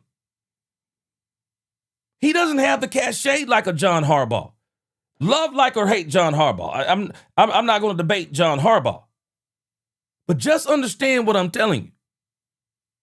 Nick Sirianni, Super Bowls. 2 Super Bowls in 5 years. Dan Quinn builds a pretty good culture. He's got some cachet. Been around this league as a head coach for a long time. Got a Super Bowl on his belt. Now you got John Harbaugh. Much respected. John Harbaugh blew up the head coach search. Just blew it up. Man, made Miami fire Mike McDaniel on his off day, bro. Man, how you get fired on your off day? Man, Mike McDaniel thought he done made it through Black Monday. Mike McDaniel minding his own business. And then the Baltimore Ravens fired John Harbaugh. Mike McDaniel get fired because they think they got a chance at John Harbaugh. That's what they did. Understand what I'm telling you. They're explaining something. See, they're even saying that Jim Leonhard is not even a shoe-in for the Cowboys because now John Harbaugh is in the room. John Harbaugh is in the room. So now that John Harbaugh is in the room, John Harbaugh is going to, man, if y'all thought Dan Quinn was bad about getting people that the Dallas Cowboys may want or trying to get ex-Cowboy players, John Harbaugh is going to be in this division, and John Harbaugh is going to be looking for the best he can get, and he don't care if the Cowboys or whoever want him. John Harbaugh going to be after them too. This is what they're explaining about Jim Leonhard, and so Jim Leonhard is not a shoe-in. Yeah, that's Arthur, right? I mean, there's Arthur. But wait a minute. Let me give you the other side of this coin. The other side of this coin is I'm noticing something also about the Dallas Cowboys media that's kind of irking me a little bit. I'm also noticing they are championing Jim Leonhard. Anybody else notice this too? The Dallas Cowboys media, they want Jim Leonhard bad. I mean, I'm seeing articles about Jim Leonhard and how great he'll be for the Cowboys. Meanwhile, we're saying all this based on video clips of him teaching football and being a part of the Vance Joseph coaching staff. And this is why I keep saying, please put some respect on Vance Joseph's name, and let's stop acting like that Jim Leonhard is over there giving so much input that he's instrumental in the success of Vance Joseph. I'm telling you, whenever you hear some of these media guys talk about Jim Leonhard, they talk about him so glowingly. And that's frustrating to me because I'm like, it seems like the fix is in. They want him too. Art the Clown. Tim said something about someone named Art Mantaris last night on Fan After Dark. There's an Art bookie. Oh yeah, that was. We were going to talk about that during the break. I don't want to tattle on people, but that clock got just blown up with that guess. Went to break at 8:30. All right, so I just did it. I'd already said it. I'd already given up enough information. Might as well. That's the spectrum in me coming out. But Jim Leonhard, buzz now that he could be the top candidate in New York. He obviously played for the Jets, so I mean he's familiar with the area. But as we kind of talked about earlier in the show, you may just be looking at a guy who goes, "Yeah, I get to coach personnel that has some exciting pieces on it that I prefer over the ones that exist in Dallas." Oh, well, personnel, it's not an argument. Who's got more dibs? That's in weighing the relationship. Is it definitely Harbaugh over Schottenheimer with Leonhard? Yeah, I would say so. I mean, Harbaugh was his superior at one point, whereas Schottenheimer would have been on the offensive side of the ball. Like they would have seen each other. Yeah. But I mean, hopefully Harbaugh, really like Zach Orr. You can take Zach Orr over there with you. This is where Shotty needs to pick up the phone, the charm, and say, "Hey Rex, I got you an interview here." I'm laughing, boss. Boss Cowboys, I hate that fans attack content creators being exposed when we can be better. He said, stop pressuring us to lie to y'all. He said, stop pressuring us to lie to y'all. Man, I'm just telling us, man, we just got to tell the facts, man. We just got to tell the facts about this stuff sometimes. And sometimes these facts are uncomfortable. But again, hallelujah and Chanel. True Texas should be around long enough to know, man. I psychoanalyze a lot of these clips and break these things down as much as I can. But Boss Cowboy, you still in my thunder, because I was just about to ask a question. I brought this up the other day. If you got to pick between John Harbaugh and Brian Schottenheimer, who are you choosing? I brought this up the other day. And so now we got a situation that they're explaining about Jim Leonhard, that if John Harbaugh is actually interested in Jim Leonhard, who would he choose, Brian Schottenheimer or John Harbaugh? I'm going to tell y'all something right now, why people would pick John Harbaugh. Because John Harbaugh, am I saying it? I thought it was John Harbaugh. Oh, okay, y'all saying Jim. Okay, Jim. Okay, gotcha. Y'all talking about Jim Leonhard, how they keep pushing Jim Leonhard. Okay, if you got to pick between John and Brian, then they're probably going to pick John Harbaugh simply because they believe that John Harbaugh has the best chance of winning a Super Bowl. Not because of Jackson Dart, not because of the defense or anything else, but simply because he's John Harbaugh. He's been there. He's done it. They look at what he's done before, and some of them probably even look at the fact that they don't even blame all the collapses on John Harbaugh. Man, a lot of people would look at the New York Giants and say, that's a more attractive place to go than the Dallas Cowboys. Because y'all got to ask yourself, what has Brian Schottenheimer done in the grand scheme of things? Because, guys, I said this before, I love Brian Schottenheimer, but I got to tell the truth.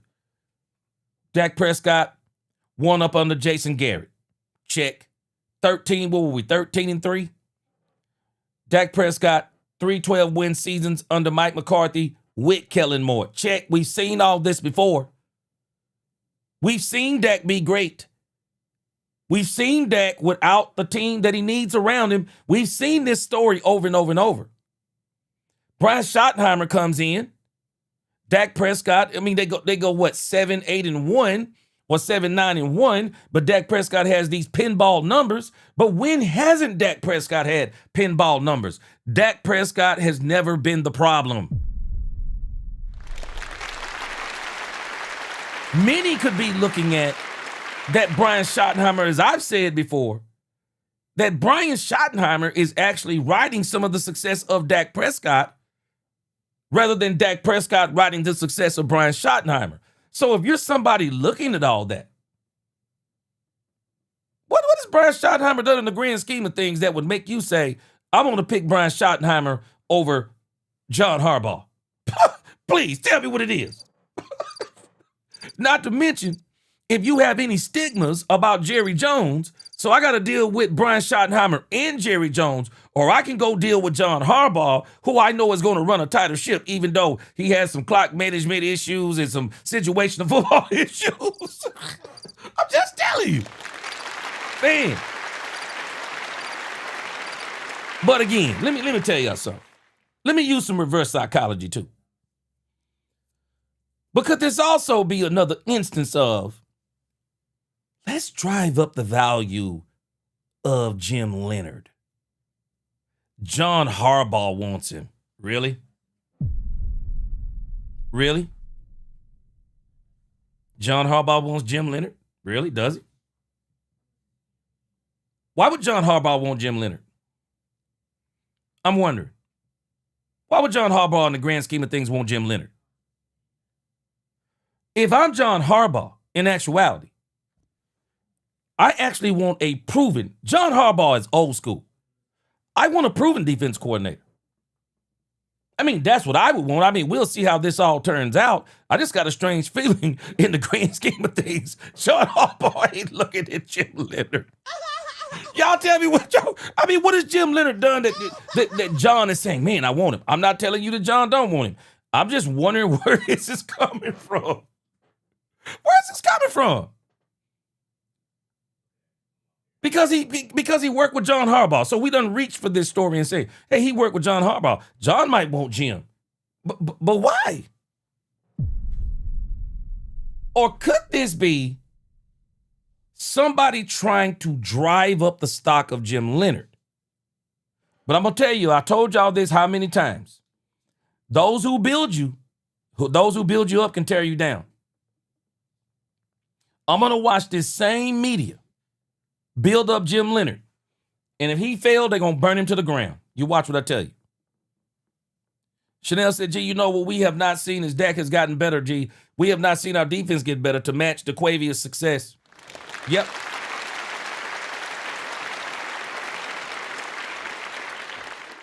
That's the problem.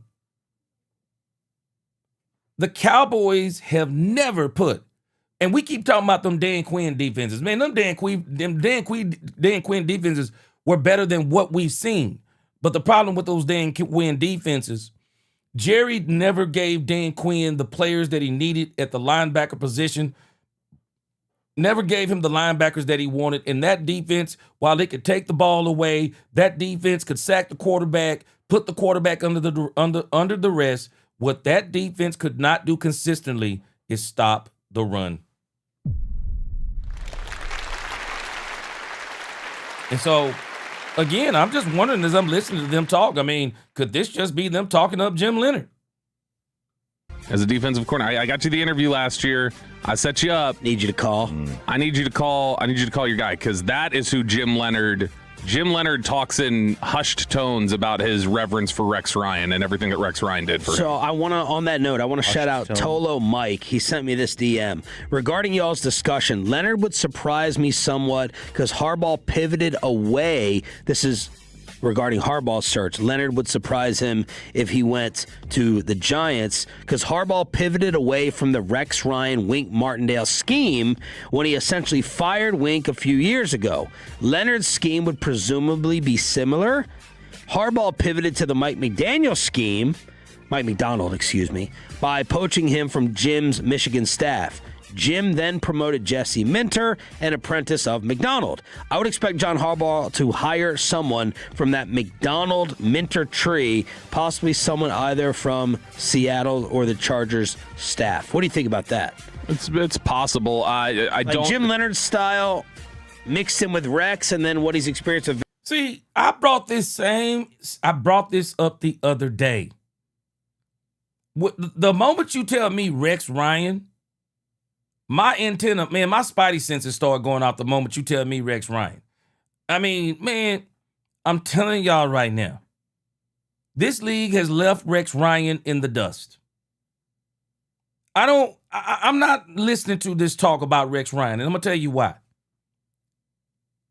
Rex Ryan doesn't strike me as a TV personality or a 3-letter or 4-letter word personality that's making so much money sitting behind a desk that he don't want to come back to the NFL. If anything, him literally begging Jerry Jones for a job told me everything I needed to know. ESPN isn't actually paying him the kind of money that would stop him from still being a coordinator in this league. Nobody wants Rex Ryan to be a coordinator in this league. It's an absolute joke, man. And no hate on Rex Ryan, but it is what it is. It's Rex Ryan, man. Come on, man. Ain't nobody checking for Rex Ryan. And that's why when I started hearing that Jim Leonard was from the Rex Ryan coaching tree, man, I'm telling you, my spidey senses start going off because I'm like, why in the world would somebody want somebody from the Rex Ryan coaching tree? I'm telling y'all right now, I wouldn't hire, I don't care if I'm the Cowboys, man, I wouldn't hire Rex Ryan if he was going to give me, if he would coach for free. I wouldn't even want Rex Ryan. I wouldn't want him if he was going to coach for free. This league has passed Rex Ryan up, and if it hadn't passed Rex Ryan up, I'm telling y'all right now, that joker would still be in this league coaching. And I definitely wouldn't want Rex Ryan with his ties to ESPN. Boy, you think it's a circus now with the media? Man, this dude, it'd be all kinds of leaks, and everybody, oh, where that coming from? Yeah, we know where it's coming from. Know exactly where it's coming from. Let me see here. Finn Singe. It says Harbaugh hiring Weaver from the Fins for DC, I think, former Raven coach. Wouldn't shock me. Wouldn't shock me.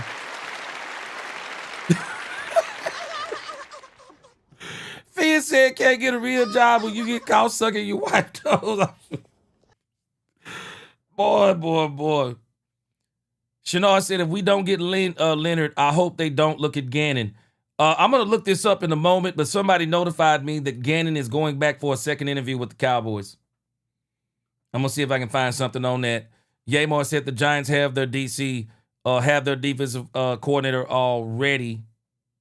I think there may be talk that Harbaugh may want to move on from him. Bill Bates said Eagles would clash with Jerry and Rex, plus it's the Jerry Circus ring. Leader, no room for another ring, circus ring in the Jerry Circus. Another ring in the Jerry Circus. Yeah, I do think Rex Ryan will be a part of a circus here. Vance Joseph would be what? So Vance Joseph is his own concepts and different things like that. Leonard is not going to be like Wink Martindale. So that's not going to be the type of defense that he runs. He's not as blitz heavy. I don't think he's going to be as blitz heavy as Rex Ryan was. Like, I think there will be some of that, but a lot of what he does is I've not played the clip yet because it takes some maturity that I think we're going to have to let the hire settle in a little bit if Jim Leonard gets hired here. Of just like you hear Leonard in coaching clinics also talk about like he likes to play off. He doesn't like to play a lot of press man. He doesn't like to be up there. And like so people get mad about off coverage and different things like that. So he has different concepts that are not the same as Wink Martindale. Wink Martindale is press him up and send everybody. Like that's very much the way that Wink looks at it. But I think that Leonard would be a guy that they feel is just adaptable. Like they feel like he believes in a few things, but he's not rigid. And that he would be able to just adapt to whatever it is. And maybe he just looks at the Giants personnel and says, I like that better. Now, just because he played for John Harbaugh doesn't mean anything. As soon as he hit free agency, he left. And he went to the Jets to go play for Rex Ryan. That was clearly where his... Now, I want you to pay attention to something that they're saying about Jim Leonard. And this now becomes my fear about Jim Leonard. Because at the end of the day, guys, we got to understand, we really don't know what Jim Leonard is. Coaching in college is different than coaching in the pros. This league will humble you. I mean, even Nick Saban couldn't make it in the pros. Because in the pros, there's something called a salary cap. In the pros, you may have, on the same team, you may have elite level players and then you got okay players. And so in the NFL, unless you can get a super team, you have to do what you can do. You know, you have to do the best you can with what you have. And so this is why a lot of times, you know, these coaches don't make it in the pros, but then they can make it in college because college isn't about a draft. College is about recruiting. And now they have NIL money, so everybody can kind of get somebody to come in and do all of these different things for you. But I said this the other day. Nobody actually knows what Jim Leonard's going to be. Good or bad. Good, bad, or indifferent. I mean, nobody really knows what he's going to be. For as much as we keep trying to give him some kind of credit because he's on the staff of Vance Joseph, he get away from Vance Joseph, he may be something totally different.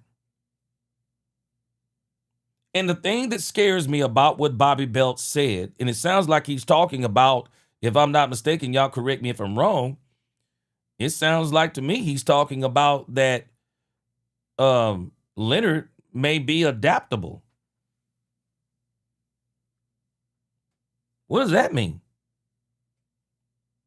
So are we saying that we want someone else like Matt Eberflus? I mean, we don't want someone like Matt Eberflus who wasn't adaptable, so we want a guy who's very adaptable. I'm not. Let me try to walk a fine line. I'm not so much as worried about a guy being adaptable. But I also do want a guy that says, it's not just my system. I want a guy that has a system that is proven to be successful and that he can work anybody into a successful system rather than somebody saying, I don't have the players for my system, so I got to keep adjusting my system every single week. But the problem is when you do that, because now we started hearing, and this is some of the stuff, because even Trayvon Diggs said this coming out of Dallas. Trayvon Diggs said when he got out of Dallas, every single week it was something different. Well, anybody who knows anything about football and professional sports, football players don't operate like that. That's not how football players operate. Football players operate by routine. They have a routine. They like to get used to a certain thing. I mean, you can throw a couple of wrinkles in here and there. Okay, we're going to do this to this team. Maybe we'll blitz here. Maybe we'll move around here. Maybe we'll move around there. But we want to get to we want to have a basic concept of what we are doing all the time. Nobody wants an ever-changing system. Because how do you get an ever-changing system down? No, you want to get a system down to where you know that system inside and out so that when there are some wrinkles, the wrinkles don't bother you as much because at the end of the day, I know we're still running this. I'm just going to do this a little bit different. And so you got to have somebody that still has a very definitive system as much as he can adapt or he can kind of make a few changes in that system, if that makes sense to you. So this is why I'm very concerned especially when we start talking about getting defensive coordinators who have never called plays and things of that nature. And don't get me wrong, because I do want a young defensive coordinator. But I do get concerned because we don't have a team that we're saying, yeah, we want to be in the Super Bowl in 3 years. Jerry is saying he wants to get in the Super Bowl in 2026. That's what Jerry is saying. So you got to really bring somebody in here that can turn this defense around overnight. Allegiance was. But one of the names that they interviewed. Money whip, Jerry. Get out the pocketbook. Christian Parker. Money's no object. You don't need another dollar, you say. You won't believe the check I'd write. The check I'd write. Christian Parker is 34 years old. He is the defensive passing game coordinator for the Philadelphia Eagles. He is the one who has been just praise heaped all over him for making Cooper DeJean, Quinyon Mitchell, Reed Blankenship, like turning those guys into the players that they've become. Gets a lot of credit for that. So I was looking around at some things. He already had a very strong reputation throughout the league. Vic Fangio loves him, kept him for 2 years in Denver, then brought him with him to Philadelphia for 2 more years. Before that, he worked with Mike Pettin in Green Bay, who thought very highly of him. Pettin obviously working as the defensive coordinator for the Jets when Schottenheimer was with the Jets. So not surprised that they would have an interest in a well-thought-of young defensive coach from a Fangio type of system. But I went ahead and looked up various articles that have been written covering his time when he was with the Packers, when he was with the Broncos, stuff when he was with the Eagles. And I found articles from Jeff Legwold at ESPN, Zach Berman at The Athletic. We also got another article from The Athletic. Ty Dunn from Go Long had some stuff. So there's all these different writers that have profiled him at various points during his career. And I think you get a nice picture. So I'm going to go through just some of the things that all of those articles together told us about Christian Parker. So he's worked in the NFL now for about 6 seasons, working mostly with secondary guys. But these are like the highlights of his style and beliefs. Number one, when he was with, this is from the Jeff Legwold piece, he is big on authenticity, preparation. He believes that's what earns players' trust. He said that you understand quickly, be authentic. Players can sense at the end of the day if you're trying to be something you're not or trying to get past a lack of preparation. You can't keep that act up for long. Fangio echoed that sentiment by emphasizing that age and resume were irrelevant once players determined whether a coach could help them improve. Parker said Fangio hired him expecting him to do the job at a high level regardless of how young he was. So, because that's been a question for some people, like, how are you coaching players who are the same age as you? How do you manage to do that? That's how big Christian Parker looks at that aspect of it. Over at The Athletic, in their article about him, Inside the Rapid Rise of Christian Parker, they said that Parker keeps extensive digital notebooks. He logs daily observations and organizes them by topic. He learned early in his career to catalog ideas, what worked, what didn't, and what he would do differently, so that when future opportunities arose, he could reference his own experiences instead of relying on memory alone. By the time he reached the NFL, Parker had built a personal database stretching back to his early college coaching days, allowing him to recall specific concepts, players, and situations from years earlier with precision. So if he's never seen it before and he encounters it, he logs it in his notebook of like, okay, this is what happened, this is how I handled it, and this is what the outcome was. So that he's got just a record of, I don't have to remember if I've dealt with this situation before. I know how I dealt with it. And this is what my experience was. How did you guys see it? One of the big things for Christian Parker as well, from The Athletic, he's big on, do not think that players are just learning from you. You need to learn from players. So you need to learn about them and their process. So he said one of the biggest lessons he learned early on was learning directly from veteran players like Tramon Williams. He said Williams had a set weekly process for film study that Parker began studying closely. He recognized that elite preparation often comes from the players themselves. So Parker began asking each player on defense about their personal baseline process, and then he started structuring the meetings to complement, not override, but complement that approach. His goal became consistency in what the group emphasized while allowing individual players to prepare in ways that suited them best. So he's saying, how do you learn? How do you prepare? How do you feel comfortable? Okay. We'll do it that way, but we're going to teach you these concepts, and this is the work you have to do, but I will tailor the work for the way that you prefer to learn, and that's how we'll tackle it.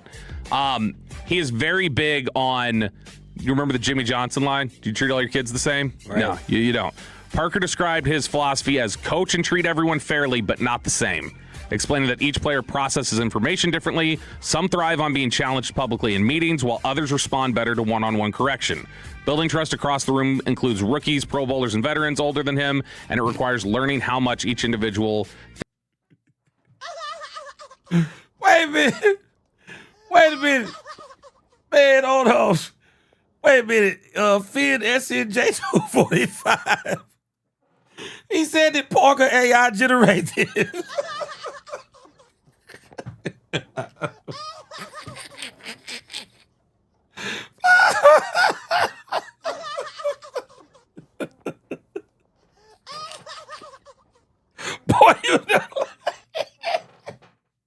Boy, this sound like AI, don't it? Boy, this sound like AI generated. Boy, it sound like somebody went into chat GPT, said, tell me everything good about Parker, man.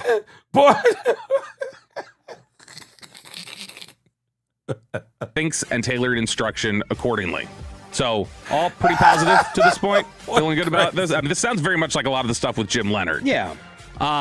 He is very big on demanding engagement from from players. So it's like when you turn into... Sounds like the total opposite of doggone Show me your work. No, doggone well the Cowboys ain't finna hire this guy. You Wait a minute. Finn, that's it. He said, bro got the best resume I heard. boy, they spread it on thick, didn't it, boy? Boy, they spread it on thick, boy. And give the answer. All right, let me see the work. Oh, I hate that. So Vrabel would do that. I hate those teachers. Parker runs meetings that resemble, this is from Ty Dunn at Go Long. Parker runs meetings that resemble the classrooms he enjoyed as a political science major. Players are frequently asked to explain concepts, challenge ideas, or defend adjustments. Nobody is allowed to sit quietly and coast. Parker believes this approach exposes gaps in understanding while also building trust because players see that their teammates are prepared and accountable. So if you say, hey, this is what, it may be the right answer that you just gave in a meeting. He's going to go, why? But why is that the right answer? Do you actually know? None of your business how I got that. Another big thing, this is that came out of all the articles, really, but he is viewed really, really favorably by long-term veteran, highly thought of coaches. Mike Pettin had said that Christian Parker stood out immediately during the Packers hiring process. He noted that he was mature. He said he was incredibly organized. Said his ability to synthesize information under pressure was really, really impressive. A bunch of different coaches in these articles had recognized that he wasn't just capable of executing tasks. He understood how everything fit together. So it's not just here's the concept and what we're supposed to do, but he understood each individual part of it, how it all came together, and that was something that his reputation really followed him that way. Henry Ybarra said, gee, resume still going.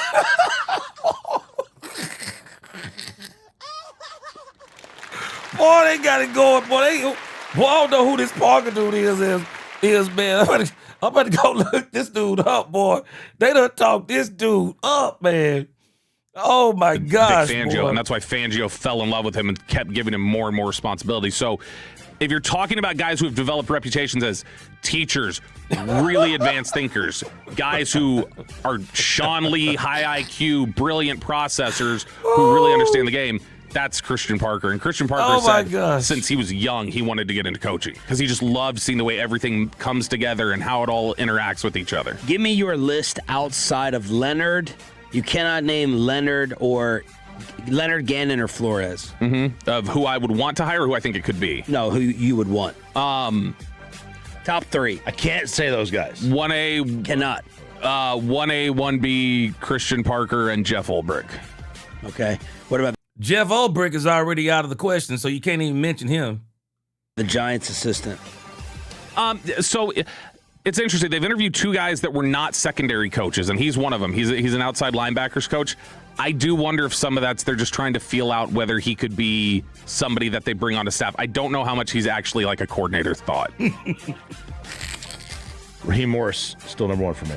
Still number 1. I just want somebody who's going to be here for a while. But yes. Again, we're not even talking about Raheem Morris. I brought him up earlier. I don't understand, how do you not bring him in for an interview? If this is truly about picking the brains, because this is what you also get when you interview coaches. You get to pick their brains, and they get to tell you what do they think about your team and what would they do to improve your team. Why wouldn't you bring in Flores, and especially, or I should say especially him, but why would you not bring in Raheem Morris? What? Doesn't even make sense. You have an opportunity to bring in some brilliant defensive minds. At this point, because it seems like they're kind of waiting on who they want. So if I'm just going to just keep on interviewing people, well, I'm not just going to interview people. I want to interview some people who I can really get their opinion and say, what do you think about this team? Just tell me what you think. What would you do to improve it? What could we do better on defense? What personnel? What would be, if you were the defensive coordinator here, who would you advise us to draft in this coming up draft? Who would you advise us to get in free agency of? And I'd have a list of free agents. So if you had to pick these free agents, tell me who would you pick? You got an opportunity. Brian Flores, Raheem Morris. This guy's talking sense. I got to bring him in. Appreciate you, boss Cowboy. Yes, sir. Hey, boss, you know how this go, man. You know how this go. I know you got some experience in some of this too. You know how this go, man. If you get an opportunity to interview some of the greatest minds, or you get to interview one of the minds of the ops, and they're successful, and you want to recruit, man, you want to, hey, man, give me something. What would you do better here? What would you do better here? What did y'all do better there? How did y'all turn this around? I mean, why would you not bring in Raheem Morris? Hey, what did y'all do the year that y'all won the Super Bowl with the Rams? What was some of the things that y'all did to turn that team around? Man, I am literally about to be taking notes on these interviews. And again, you know, the thing that scares me about any of these guys that we're talking about, especially when you start talking about these young hotshots, and I do want a young coach, but my issue becomes with a young coach, typically you're getting those coaches because the goal is 2 to 3 seasons.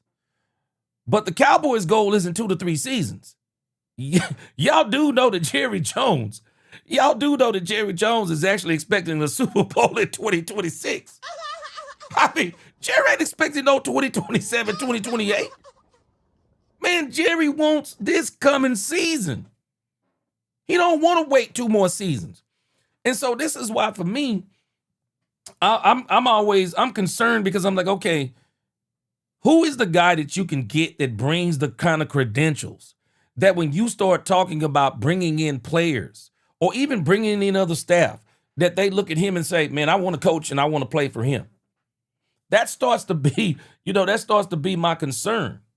But this guy Parker guy, man, I don't know what's going on with him, boy. They done talked this guy up to the point. I'm like, everybody should be looking at him, man. Yesterday you sent. But this guy is right up here in the left-hand corner.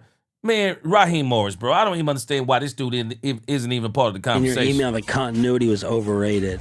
Yeah, there's an element to that that is overrated. But I think there's a difference between continuity being overrated and changing somebody out every year. Why not Ulbrich? Like, if you want Raheem, why not? Ulbrich's not getting hired away anytime soon, and he's coached with White Cotton. Like, you could have the same continuity, the same concepts, and he coached the defense last year. Fine with him. So, I think Ulbrich makes a lot of sense. I think they are waiting around to see if he gets retained in Atlanta. If he doesn't, I think they will give him an interview. But I don't think Raheem's getting a head coaching job. No. But I don't. I guess he. I mean, there's not 8 or 9. I don't think Raheem is getting a coaching job. I don't. Maybe he could, but I don't think he is. 9. I don't think he's on their list. Like, whether he wants to be a head coach or not, I just don't think he's on their list. Why? I think they would rather go to the guys who coach the defense directly. Raheem's got a very varied background, and he very well could get hired away again at some point. Yeah, but see, that part Bobby Bella's talking about right there, that's the game, man. That's the game. I mean, I'm not even concerned about that. That's the game. Man, with success, they rob you, bro. That's the game. Ask Dan Campbell. That's the game, man. And that's the part of the game you actually want, because if they come rob your coaches, that means that you've had some success. Dan Campbell missed his window. Dan Campbell should have won the Super Bowl in 2024, but he got decimated with injuries. I mean, the NFL is a battle of attrition, man. You have to stay healthy, too. He didn't stay healthy. I mean, his team didn't stay healthy, and, he unfortunately, he had to pay the piper because everybody saw that as a Super Bowl team. And so, and Aaron Glenn was winning with guys from Home Depot. I mean, Aaron Glenn was basically pulling up to Home Depot every game saying, does anybody want to play this morning? Man, the Detroit Lions got decimated with injuries in 2024. And so they missed their window. But unfortunately, this league, man, it's the game. Everybody saw how great that team was. They went and got Ben Johnson. They went and got Aaron Glenn. That's the game. So that's why you got to capitalize when you can. So no matter who the Cowboys bring in the grand scheme of things, no matter who they bring in, if they're successful, they're going to come and poach them too. They're going to come and poach them too. That's the game. And so let's kind of move over here real quick. I want to skip over to Stephen Jones because I actually added this at the last minute. I didn't realize that Stephen Jones had talked to Yarish. And let me bring this up too before I move over here to Stephen Jones. I wanted to go back. Somebody had said that the Cowboys, this was actually, Gannon's going to come in for a second one. So this is actually Mike Leslie reporting this. So maybe the Cowboys did a Zoom interview with Jonathan Gannon the first time. So now it looks like the second time, looking over here, I found this article over on Facebook. Mike Leslie is reporting the Cowboys will reportedly interview Durante Jones and Jonathan Gannon a second time in person as they continue forward in their defensive coordinator hunt. The Cowboys are expected to have have other second interviews as well. Now, I told y'all last week, and the chat spoke, so I'm not gonna go against what y'all said, but the chat spoke, and the chat said they wanted no parts of Jonathan Gannon. Man, the chat said they wanted no parts of Jonathan Gannon. But I told y'all better hold y'all breath when it comes to Jonathan Gannon. He seems to fit he seems to kind of be right in between of what the Cowboys like. I wouldn't be surprised if they don't get Jim Leonard. I wouldn't be surprised if they get Jonathan Gannon. I'm telling y'all better hold your breath. Because at this point, it seems to me they're after Jim Leonard. The boy, and y'all better hold y'all breath when it comes to Gannon. It's just something that's telling me the Cowboys like Gannon too. Off-season content. Something's telling me they do. So love it, like it, or hate it. It is what it is. I know, hey, Davion Wallace, I know this has been the cry from everybody. Don't want Gannon. I done seen this everywhere. I've even seen articles that some of the Cowboy websites are dedicating to. They don't want Jonathan Gannon. Chanel said if the Cowboys hire Gannon to this team, then the Cowboys are not serious about winning in the NFL. Boss Cowboys started the campaign. He said, hashtag no Jonathan Gannon. Man, I've been seeing this everywhere, man. I have been seeing this everywhere. And I told y'all this last week, boy. Y'all better hold y'all breath when it comes to Jonathan Gannon. Man, he just seems like one of these types of guys the Cowboys would hire.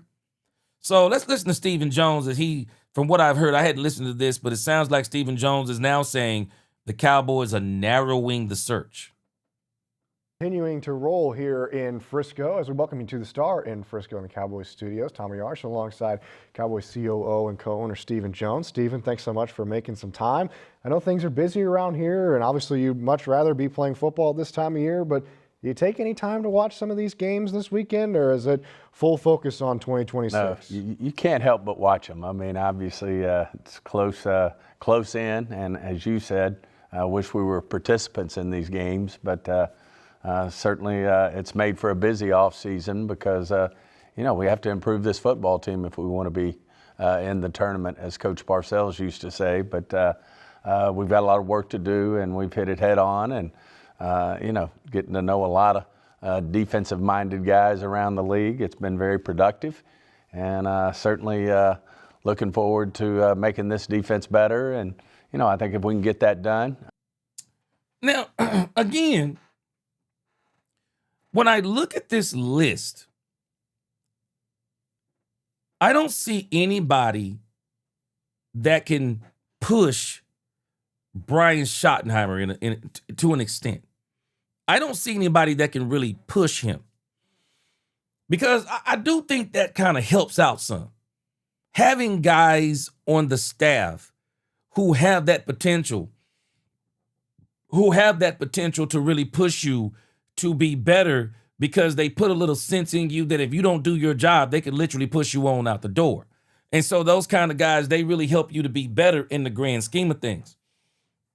But again, man, when you look at these guys who they got up here, I mean, none of these guys in the grand scheme of things, I don't think they're going to push Brian Schottenheimer. So, yeah, and I agree with you, what you're saying there, Tyrone Church. Yeah, Steven wants to finish the DC search. Yeah, I can see that too. Man, let me tell you something, Finson J. Hear me out. McDermott might get fired from the Bills if they lose. It's a crying shame that Sean McDermott may get fired. But at the end of the day, man, when you tie yourself to these quarterbacks, and unfortunately, man, Josh Allen, for as much as people act like he is the messiah of the NFL, bro, he has failed at he has really failed them in a lot of ways because he's been the reason why they've lost some of those playoff games. And so I'm telling you right now, I don't want to be conspiratorial here, but I'm just telling you, it seemed like the NFL lined it up for him to go to the Super Bowl. Because when you take out Lamar Jackson, when you take out Patrick Mahomes, when you take out Joe Burrow, when neither one of those guys are in the in the AFC playoffs, and you have got to go up against names like Bo Nix, CJ Stroud, Drake May. I mean, come on, man. Bro, if this dude don't go this year, he ain't never going, y'all. If Josh Allen don't go to the Super Bowl this year, he ain't never going. I'm saying all this because Sean McDermott may actually be sacrificed for the lack of success by Josh Allen. Because I'm telling you, bro, if you can't go to a playoff, if you can't go to a Super Bowl where those big three names are not in it, bro, you ain't never going. You ain't never going. Because I'm telling you right now, next year, those three names will be right back in the thick of this, and they're going to be a problem. Man, you can't, I don't know if you can get, but there's a caveat. Unfortunately for Josh Allen, man, we are looking at some incredible defenses in that joint. Boy, I'm going to tell you something. I said it the other day. I want the Houston Texans defense for Christmas, man. I want the Houston Texans defense for Christmas. When your quarterback can turn the ball over 3 times and turn one over deep in your own territory, and you hold the team to 6 points, I want that defense for Christmas. Shoot, boy, you get that, man. You get a defense like that on the other side of Dak Prescott. Boy, you give Dak Prescott that Houston, Texas defense. Man, we three-peating. I'm telling y'all right now. Boy, we three-peating with a defense like that, boy. Man, that Houston, Texas defense will eat you alive, man. So he got some challenges, man. Not to mention, boy, that Denver Broncos defense will eat you alive. It'll eat you alive.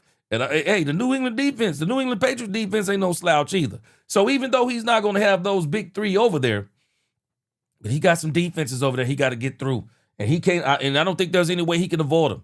He got to go through. He got to go through that Denver defense and that doggone Houston, Texas defense more than likely. We're gonna talk about the playoff picture in just a moment. Let's listen to Stephen Jones.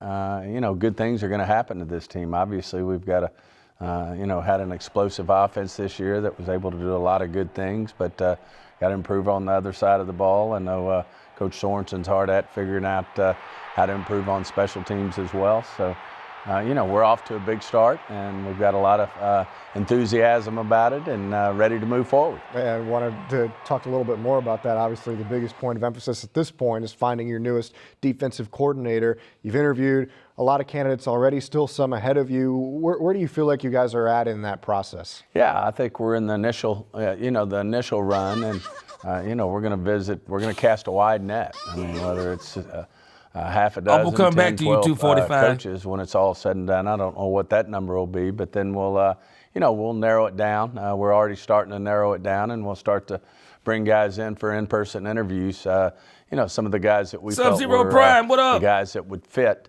Not that they're all not qualified. They're all qualified, but the guys who fit what we want to be as a defense, the identity we want to have, that fit with the personnel that we have on the defensive side of the ball, because we think we got a lot of good pieces in place. We know we have to improve not only from a coaching staff standpoint, but we also need to improve from a personnel standpoint. And so all that goes into the mix and the equation, and I think we're making good progress. And as far as, you mentioned that it's a process and you're casting a wide net, and some of that net is coaches that are still participating in the playoffs as well. Is there a timeline that you're wanting to have your new defensive coordinator set?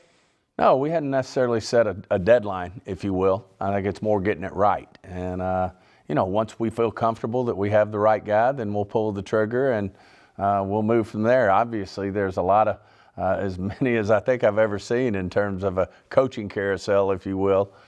Okay, so let me say something about what Stephen Jones just said. He said there's no timeline. So y'all explain this to me. Probably the definition of an oxymoron. Y'all explain this to me. There's no timeline, but we're narrowing it down. Hear me out.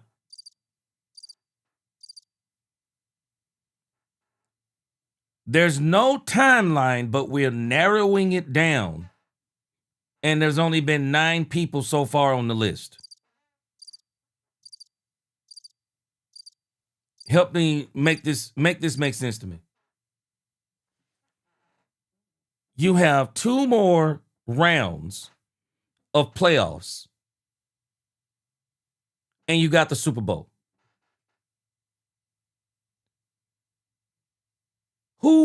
Who else could actually be shaken loose?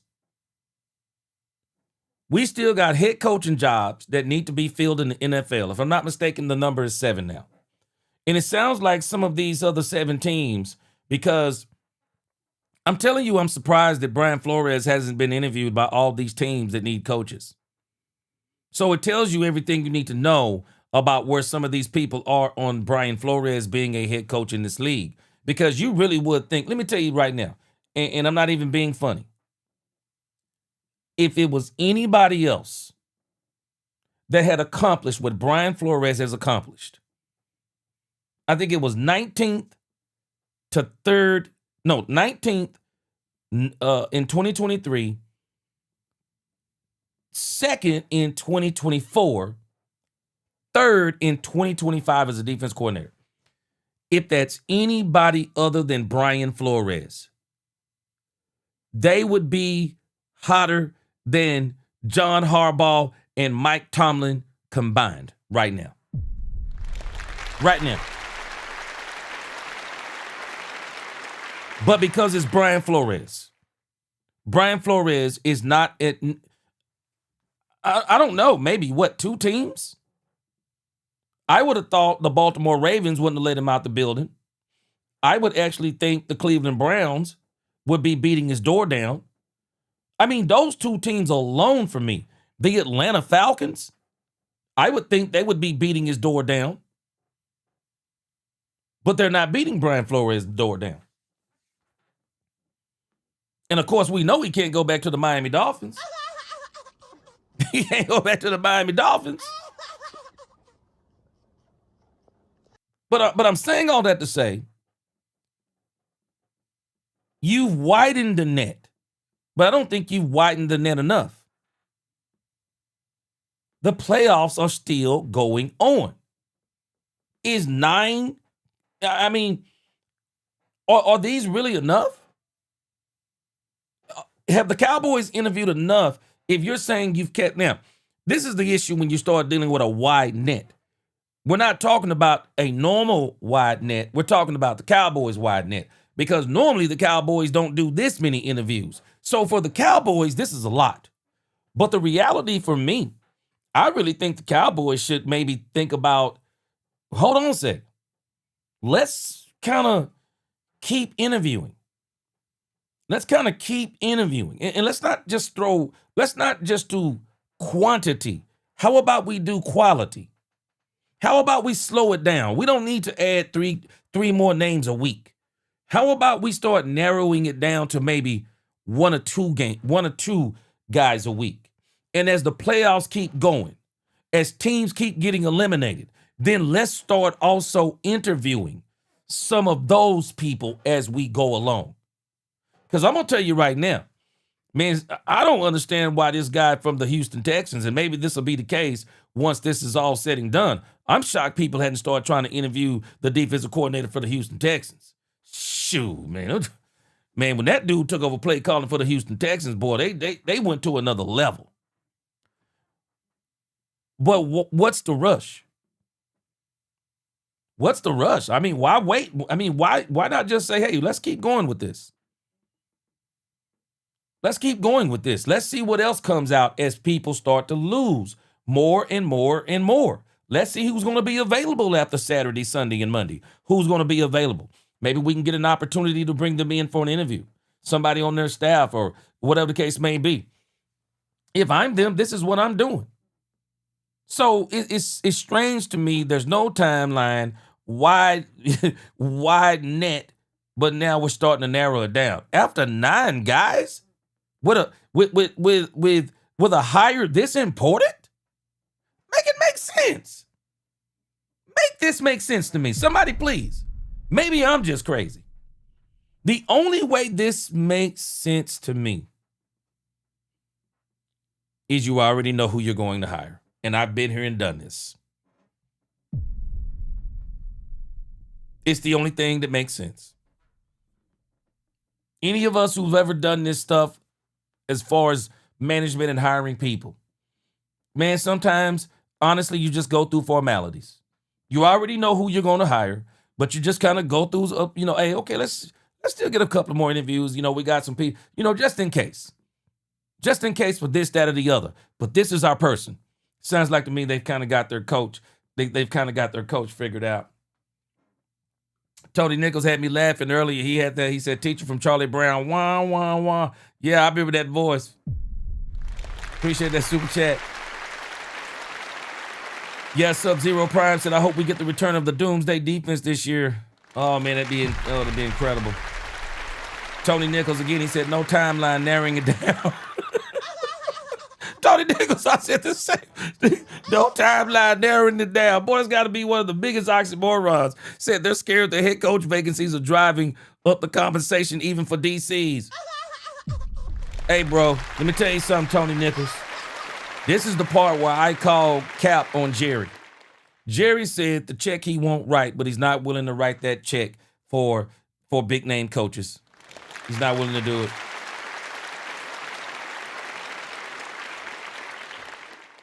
Yeah, David O. Wallace said, where's Allergy? They talking in circles to keep people off what they want. I mean, it's obvious they want Jim Leonard. They keep talking him up.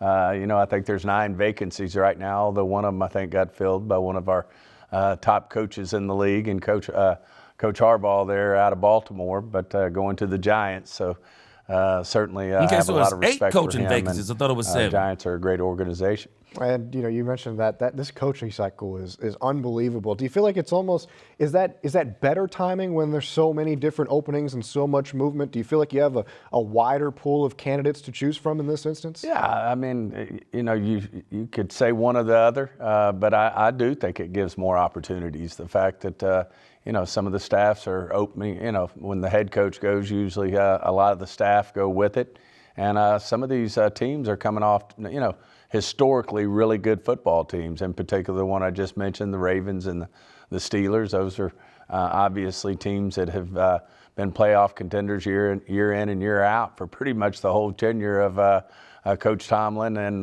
Coach Harbaugh's coaching tenure. So, I think there are opportunities out there, and we'll continue, as I said, cast a wide net, learn a lot, and hopefully come up with the guy that we want that complements Coach Schottenheimer and his offense and the culture we want to have here with the Dallas Cowboys. And we've talked a lot about the coaching side of things, but the personnel side, this is when it starts to. Yeah, see, this culture, I don't have a problem of having a culture that is not outspoken, but I do have a problem with a culture that doesn't speak up. That's what I have a problem with. And Brian Flores is that kind of coach. I don't think he'd be outspoken. I don't think he'd do any of that stuff. Flores is too classy for that. Contrary to what people may think about Flores, he's too classy for that. But I do think Flores would speak up. I think he would actually say it to them. Flores wouldn't punk out saying it to the media. No, he'd say it to them. And I think they need more of that. I think they need more. I think they need more of that. And so I get a little bit concerned hearing things like, I want coaches that fit us and Brian's. I mean, what do you mean what Brian Flores' offense? Man, I'm sorry. I'm not knocking Brian Flores. I'm just trying to give us the truth on this matter. This ain't doggone Brian Schottenheimer. I mean, I'm not trying to denigrate Brian Schottenheimer. This isn't Brian Schottenheimer's offense. This is Dak Prescott's offense. This is Dak Prescott's offense. Bottom line. The Dallas Cowboys would actually do better by letting Dak Prescott call his own plays. I mean, let's just be honest. The reason why they kept Brian Schottenheimer in the first place is because of continuity with Dak Prescott. There's a reason that Dak Prescott doesn't wear, as Chanel has so many times pointed out, Dak Prescott don't wear a wristband. Why do you think that is? It's Dak Prescott's offense. Dak Prescott knows this offense inside and outside. Inside and out. So there is nothing that because Brian Schottenheimer said before he even ends the call, Dak already knows what it is. This is not Brian Schottenheimer's offense, it's Dak Prescott's offense. End of the day, just get a doggone defense and stop with all the gobbledygook. Heat up a little bit too. We were talking before the show about the Senior Bowl coming up, the Shrine Bowl right here in your backyard. How much have you started to dive into this upcoming NFL draft, and if you have, what sort of positions do you feel like are really strong in this class that you can use to build this defense or the offense too going forward? Well, it's probably too early. As you said, we've all been focused on our staff, and we want to get our staff right. And then in the meantime, Will McClay and his staff are grinding. What kind of feedback are you getting from some of these candidates that makes you encouraged that you have guys in front of you that you feel like can do that for this defense? Yeah, you just mentioned the traits, and then when you have the interview, you look for those traits. Are they a great teacher? Can they communicate and verbalize things, complicated things, in a way that make it easy for the players so he doesn't have to be out there thinking? Now, are y'all hearing what Stephen Jones is saying? Follow me what I'm telling you. Brian Schottenheimer said the same thing, right? Question is, whose script is this? Whose script is it? Is it Schottenheimer's script or is it the Cowboys script? I'm just telling y'all, I want us to truly look at some of these things for what they are. Because if you're telling me that this is the Schottenheimer script, Schottenheimer is being put on the hottest of hot seats. So whoever they pick and whoever they don't pick, whoever is not getting interviewed, this is Brian Schottenheimer. Because at the end of the day, I mean, this sounds like a script to me. Stephen Jones verbatim just said what Brian Schottenheimer said. Verbatim. Sound like a script to me. Verbatim. And this is the script that they're going to use. God, let me go back. Let me just go back for a second. Listen to this again. Traits, and then when you have the interview, you look for those traits. Are they a great teacher? Can somebody be honest in the building? Can somebody be honest in the congregation? You do know that most of these guys are teachers. You don't become a coach in this league without being a teacher. These guys are all teachers. Listen to the next thing he says. communicate and verbalize things, complicated things in a way that make it easy for the player so he doesn't. Now, let's think about this. Verbalize things that make it easy for the player. Now, let's think about teaching. People learn different ways. Some people can be told. Some people need demonstrations. Some people need it written down. They need to look at it on film. There are all kinds of different ways that people learn. But I'm telling you something that Quinn Williams said that is so powerful. If you're not listening to me, think about what Quinn Williams said. Come on, man. Cover three, cover two, man is man. It don't change. It don't change, man. At the end of the day, most of these guys will probably be able to do that. What I'm saying is, to make a long story short, let's not make it like that Jim Leonhard is the only one that can do that. Jim Leonhard isn't the only one that can do that. And I'm going to tell you about Matt Eberflus. I don't think Matt Eberflus had a problem teaching, because I'm telling you right now, I can remember when the Cowboys first hired Matt Eberflus, and it was circulating around social media. Matt Eberflus teaching and watching film. And nobody said he wasn't a teacher. Man, let me tell you something. I don't know what's going on with the Dallas Cowboys from this perspective. But before Matt Eberflus got here, does anybody remember what they were calling Matt Eberflus?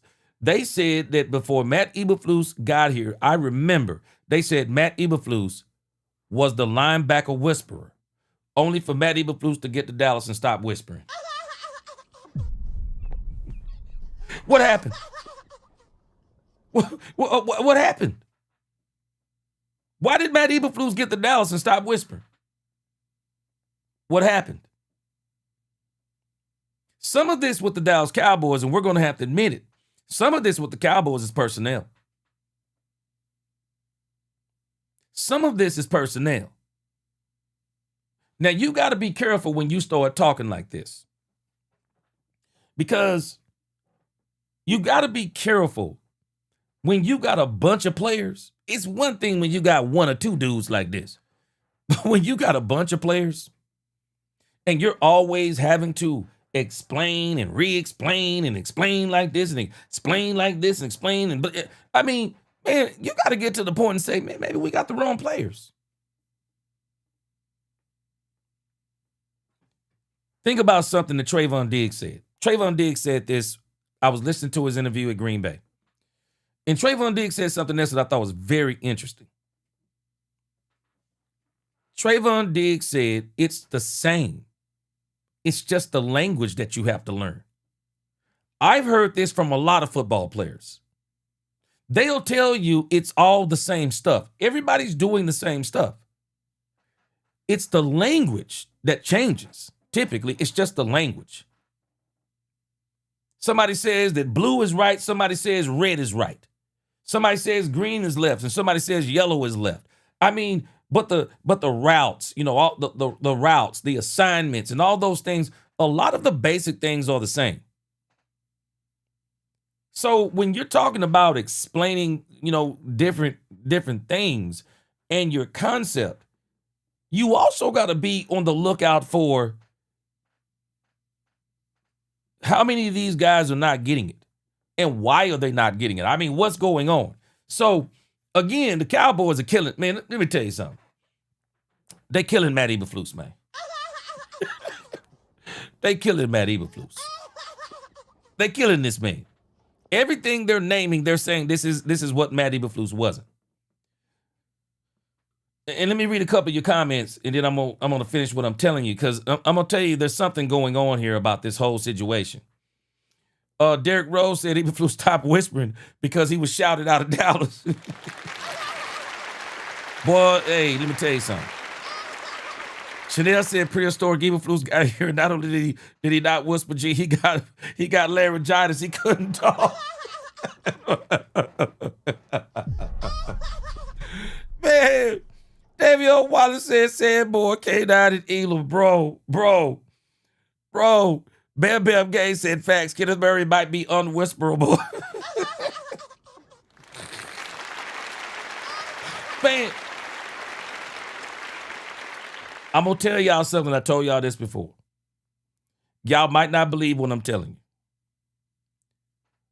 But Matt Eberflus was coaching like somebody who had job security.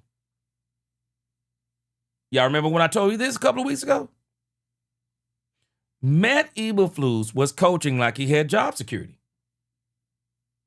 Matt Eberflus was coaching like he was here to stay. Matt Eberflus, I can remember his first interview, and Clarence Hill was talking to Matt Eberflus, and he said, hey, Matt, you know, Cowboys have had a problem stopping the run here for years. He said, what are you going to do about stopping the run? Y'all ready for this? I might even do a video about this to bring this back to our recollection. Matt Eberflus said, you need players. Now, why do I bring this up? He was also coaching like somebody that it had been told to him that not only do you have job security, but we're going to get you the players that you need next season. We know you don't have all the players, but we're going to get you the players next season. Matt Eberflus was coaching like this. Matt Eberflus, and this is why I said Matt Eberflus had to go. Matt Eberflus took advantage of a very good situation, because I also think that because Matt Eberflus thought he had this job security, y'all ready for this part? Matt Eberflus tried to put this defense on cruise control by running zone 96 and 97% of the time. This is what they're talking about with adaptable.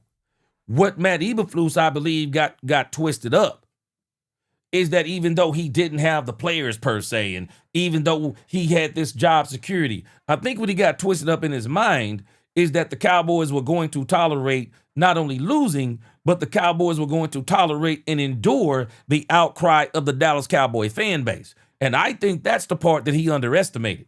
Because, man, the fan base cried out on him.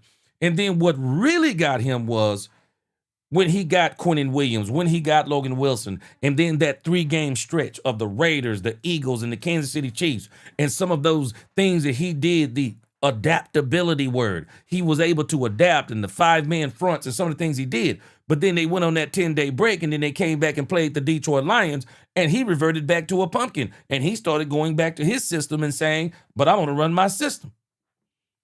And he still don't have the players. Make it make sense. So they're killing Matt Eberflus and everything that they're saying. They're killing Matt Eberflus.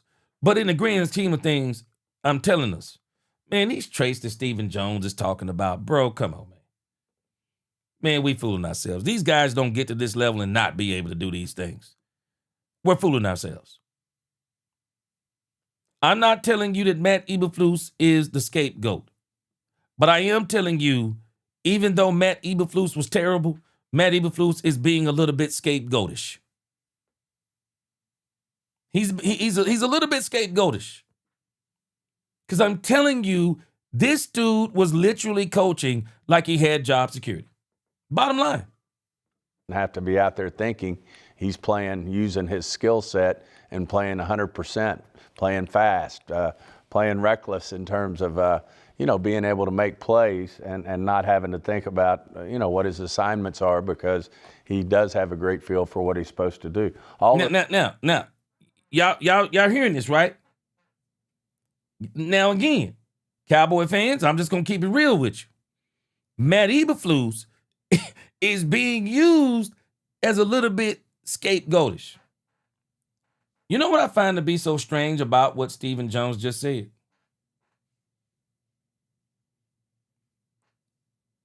You know what I find to be so strange?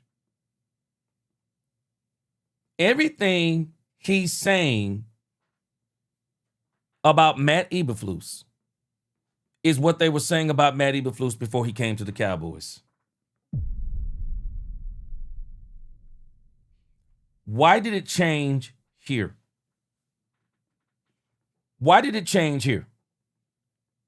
And this is why I'm telling you, this is leading me to believe that some of this is because I believe this man was told something. And he thought he had job security. And he tried to put this thing on cruise control. And now he basically got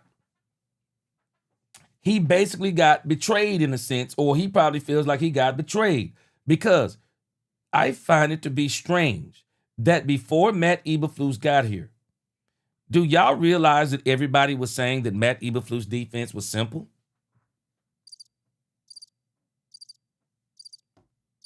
This was one of the characteristics of Matt Eberflus. Everybody was saying that Matt Eberflus' system was simple.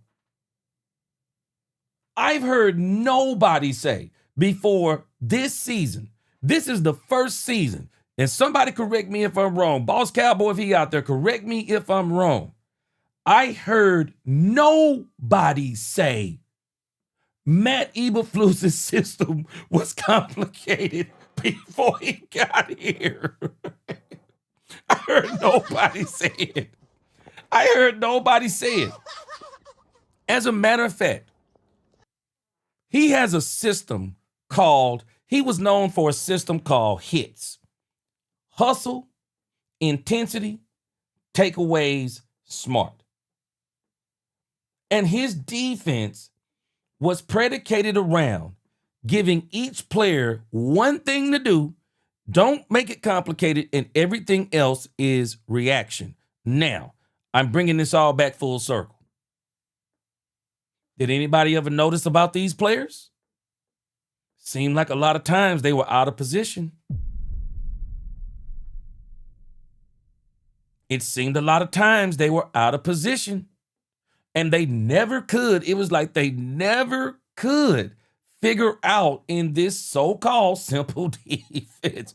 They couldn't figure out where to be or where to go. This is what happened. So, man, Chanel is saying it. He said, Eberflus' system is and has always been simplistic.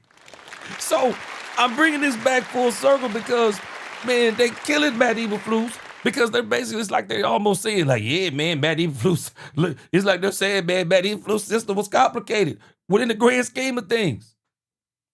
Was it? I think some of this is the players, too. I think some of this is the players. And I also believe as it applied to Matt Eberflus. I don't think Matt Eberflus' system was the problem as much as Matt Eberflus was the problem. When you are a person that think you have job security, you act a certain way towards people and players too. You act a certain way towards people.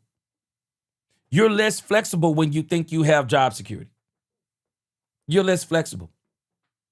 You're less likely to do things to put players in position to succeed because you don't think you have the players to succeed.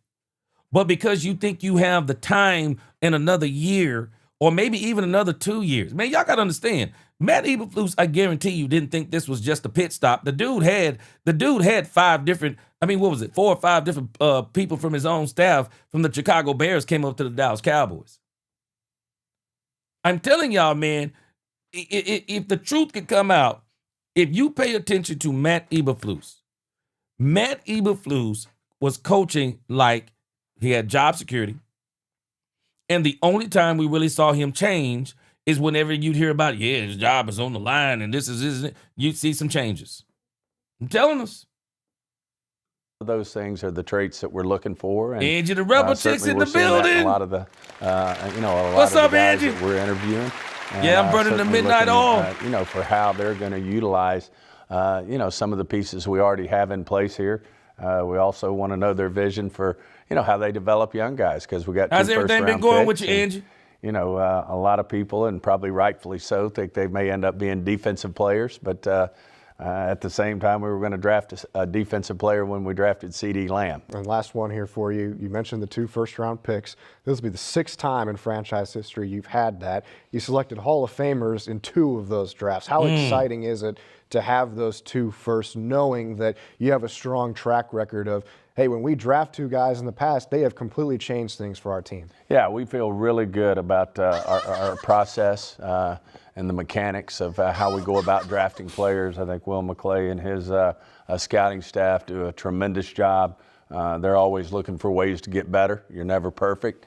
And, we just feel very confident where we're picking at 12 and 20, that there's going to be good football players there. We just have to do the work. And like I said, we also got to get us a good defensive coordinator in place that we know the vision for the type of players that we're looking for that will complement the pieces that we have in place with our 3 big defensive tackles.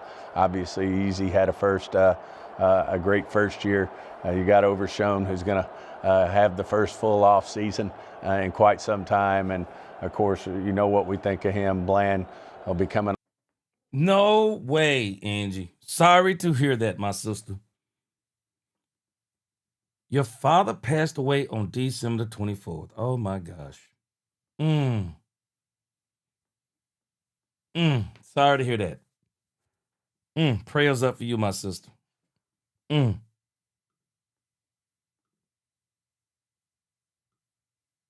That is tough. That is tough.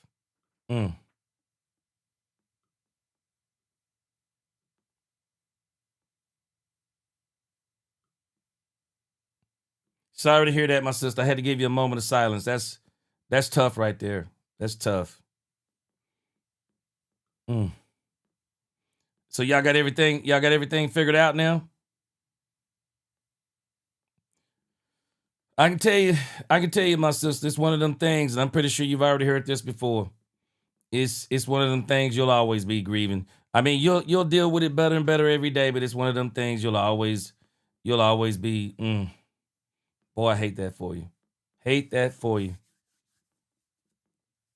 Yeah, prayers and condolences. Wish there was something I could do. I just hate that. Absolutely hate that for you. Yes, I hate that. Well, hopefully, kind of getting back out into the Cowboy scene. You're a big part of the Cowboy scene. Hopefully, the Cowboy family can be some kind of relief and things like that for you. So glad to have you back in here. Shoot me an email if there's anything that I can do. Okay, funeral was last Saturday. Wow. Prayers up to you, my sister. The funny thing is, and I'm not going to turn it into a counseling session, but, the funny thing is, when you start dealing with stuff like that, I always tell people when it comes to dealing with death and things of that nature, and, this is where you're going to have to just stay prayed up and, people in your life and, conversations and keep yourself busy because, funerals are for the people who are still alive. And a lot of times people will come to the funerals and, they give you all their condolences and sorries and things of that nature. But as, somebody who's dealt with this quite a bit, The hard part is when nobody's there anymore. You know, everybody gets to go home to their friends and their family members and things of that nature, and then you're left with the void and the silence. And I'm not, don't definitely want to make you sad or anything, but I'm just saying I understand where you are, because you got to deal with the now it's just now you're left to continue to deal with that. So just continue to make sure stay prayed up. I'm pretty sure I'm not telling you something you hadn't heard before, but stay prayed up. Talk to people who you need to talk to, and keep your life going, because of course your father, I'm sure he would want you to continue to keep doing what you need to do. Just keep doing that. Keep doing that, and that'll help you. So, just get back to some normalcy. God got you. God got you. You all good. You ain't bringing no mood down. It's never bringing the mood down when, anytime that, people who you care about and you're saying things and, saying things and doing things that you can do to help them. So, no, never bringing the mood down. Never bringing the mood down. All right, glad to have you back, Angie. Again, if there's anything I can do, we can do, you let us know. You need anything, let me know. You got my email. You got my email, so let me know. Chanel said, yeah, we're the G Nation family. We're all here for you, no doubt. We are here for you. This April 4th will be my father's 2nd anniversary. It's still tough on me. Yeah, man, Chanel, let me tell you something, man. My mom died about probably 9 or 10 years ago, and I'm telling you, man, it's like you never get over losing a parent. You just never get over it. You never get over it. You don't get over it. You just learn how to live with it. That's all you can do. Especially when you got them good ones, man. None of us get to have we don't get to choose the parents. God chooses the parents that we have. And man, when God blesses you with those great parents, boy, you never get over it. You just learn to live with it. And you honor that life by the life that you live after that. So, all right. But again, Angie, glad to have you back in the building. Angie, you know what? I'm going to tell you what I'm going to start doing. I'm going to tell you what I'm going to start doing. Because, see, when you gone, sometimes I don't know really what be going on. So, next time I see you gone for an extended period of time, I'm going to have to hit you up with an email. That's what I'm going to have to do. I'm just going to have to start checking on you like that whenever I don't see you. Let's start checking on you. My son be having me laughing because he be like, man, you act like you know these people. I'm like, I do know these people. I'm talking to them almost every day. So make sure I start checking on you. Yeah, Chanel. Yeah, man. It's hard when you lose them parents, man. Oh, wow. Dad's birthday was on New Year's. Wow, it felt so weird. What did y'all do as a family? Did y'all celebrate as a family? Or, kind of do some kind of remembrance?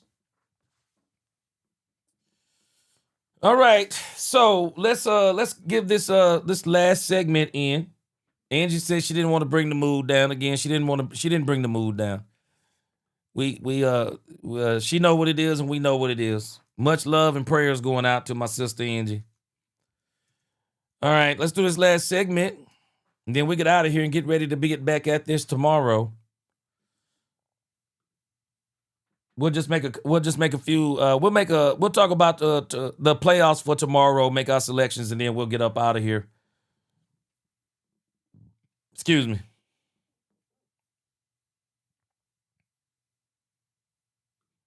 Yeah, that's a great comment, Finn. It's a great comment.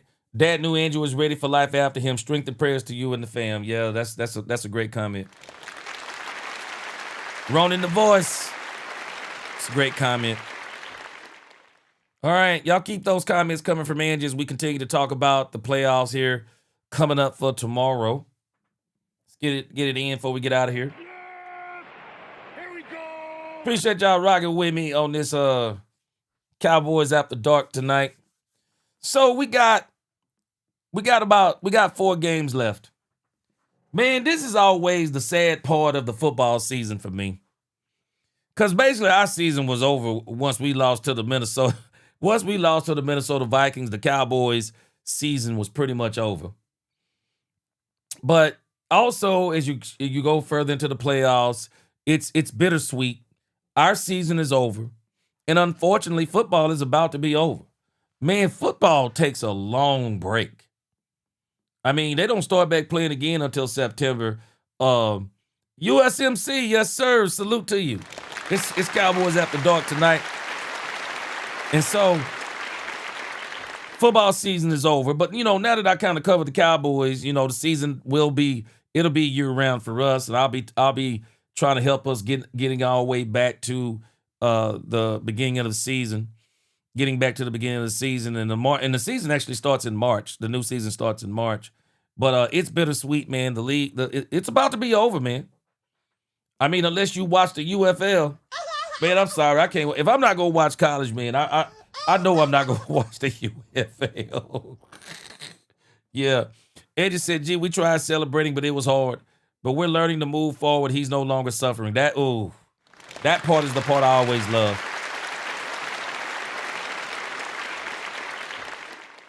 Sometimes we have to be careful. We'd rather keep somebody here sick than allow them to go on to that next life and not be suffering. And so that's a consolation right there.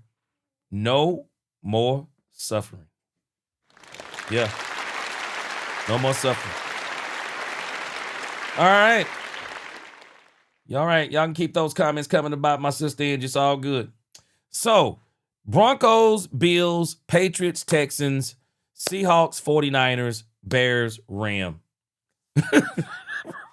Rose in the building. He said Renegades. Man, you know what? It's funny that you said that, man. I saw an insane article today, man. I saw this insane article today. Do y'all realize Taco Charlton is back in football? Taco Charlton is back in football. Now, I didn't say the NFL. I said football. Let me see here. Taco Charlton. Oh, Angie. Jerry being afraid of Brian Flores. Yeah, there's a my what I was talking about, Angie, was the fact that, and I'm gonna put this in the chat so you can read it. We broke it down at the beginning of the show about the fact that Jerry they have not interviewed. They did not bother to interview Brian Flores. They didn't interview him, but we now have the Washington Commanders already interviewing him. And so and then that article talks about how the Cowboys don't want to change. They don't want that change that he would bring. And it's all in that article. We kind of broke it all down. Man, let me tell you something. Taco Charlton is the pick that will always irk Dallas Cowboys fans. The Dallas Cowboys actually picked Taco Charlton over TJ Watt. What? What? In what world? In what world, man? In what world do you pick Taco Charlton over TJ Watt? Boy, that is always going to irk the Dallas Cowboy fans, boy. And this article over here, man, the Dallas Renegades. The Renegades, man, I was blown away when I even saw this. Peyton Hendershot is out of the NFL. What? Blown away. Peyton Hendershot. Last I heard, he was with the Kansas City Chiefs. And now Peyton Hendershot is with the Dallas Renegades. I'm pretty sure he's trying to work his way back into the league, and I'm sure Taco Charlton is trying to work his way back into the league too. But both Taco Charlton and Peyton Hendershot, both of these guys, man, they Angie, you remember we used to call Andrew Booth? You remember we used to call him BOOF? If I'm not mistaken, is this the same booth that used to play for the Cowboys? Is this the same booth that used to play for the Cowboys? Andrew Booth. Andrew Booth, y'all. Angie call him Booth. He is back. He is back in the UFL also. Wow. I am blown away, man. I am blown away. If I'm not mistaken, did the Cowboys have Tyler Neville too? I think the Cowboys had Tyler Neville. And it looks like, if I'm not mistaken, these may all actually be they are. Let's see. These are, it says, here's a quick rundown of the names on the UFL's 8-team rosters for 2026 who have won the star in the past. These are all ex-Dallas Cowboys. I don't remember Wesley French. I don't remember Jonathan Garibay. I don't remember Armani Taylor or Prialu. Don't remember him. Matt Farniok, Story Jackson. Man, Israel Mukwamu. Man, a lot of people were shocked that the Cowboys let go of Israel Mukwamu. So maybe if Mukwamu have a better year in the UFL, maybe the Cowboys will bring Mukwamu back. Maybe they'll bring him back. I mean, I don't remember half these people. I mean, more than half of them. I don't remember any of them. I do, of course, again, no one can ever forget Taco Charlton. To pick Taco Charlton over TJ Watt was a crime. That was a crime. I'm telling you. So we'll see, man. Maybe one of these players will be UFL Player of the Year. And y'all already know what the Cowboys do about those UFL Players of the Year. Maybe they'll come back and get them or let them back on the squad for the Cowboys. But I am blown away that Israel Mukwamu is on there. What? Shocking. Absolute shocking. All right, I digress. Sorry about that. I digress. So, first game coming up. This game right here is going to be a knockdown dragout. Broncos versus the Bills. I'm telling y'all right now, I believe in order for the Denver Broncos to get to the Super Bowl, I mean, not the Denver Broncos, in order for Josh Allen to get to the Super Bowl, I think he's going to have to go through both of these defenses. He's going to have to go through the Broncos defense, the number one, I think, overall defense. And then he's going to have to go through the Texans defense, which is the number 3 defense. So I believe I'm taking the Broncos over the Bills. I'm actually taking the Broncos over the Bills.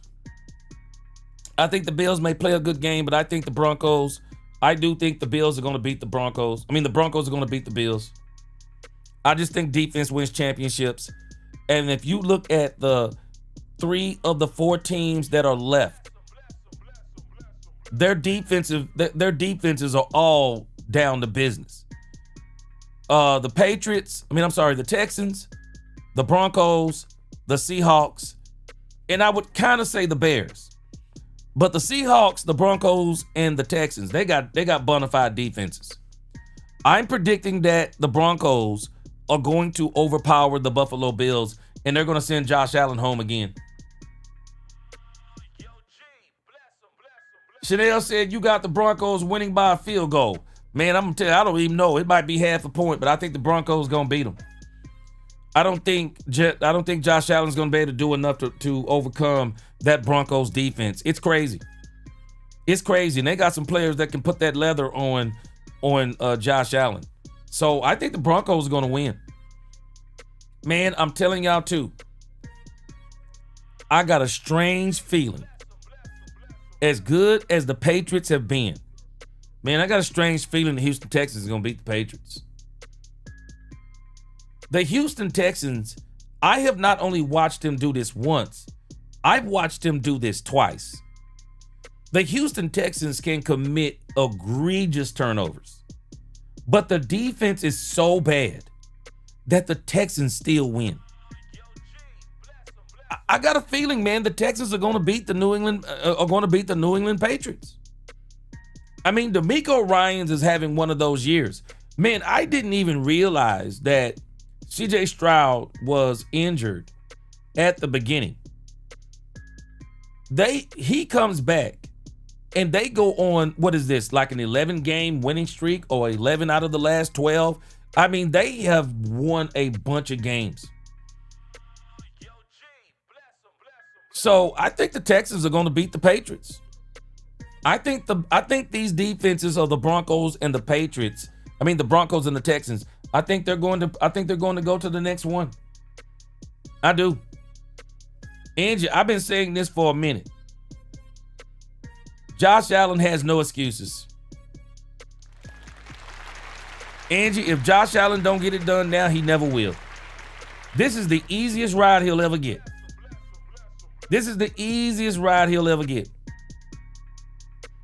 Lock and D, he said he thinks the Broncos are going to win. I do. I think the Broncos are going to win.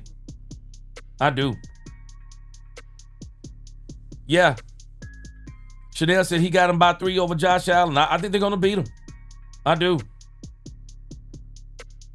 Yeah, Richard Baptiste, the Super Bowl champ, is coming out of this game. Woo. So you think the Broncos, so whoever comes out of the AFC is going to win the Super Bowl. I'm going to tell you something strange. I'm going to tell you something real strange as we go over to the NFC, though. Man, I'm telling y'all right now, this Seahawks team is built to win. That Seahawks team is built to win.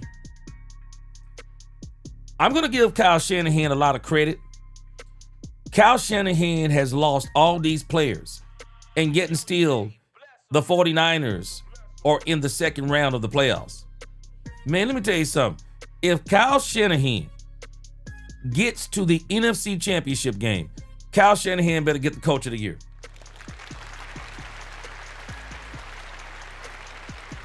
Kyle Shanahan better get the Coach of the Year, man. There is no way that you can do what he's doing with the team he's got. He's lost all his best defensive players. He's lost all of his best offensive players. And you beat the Seahawks, which I don't think they're going to do.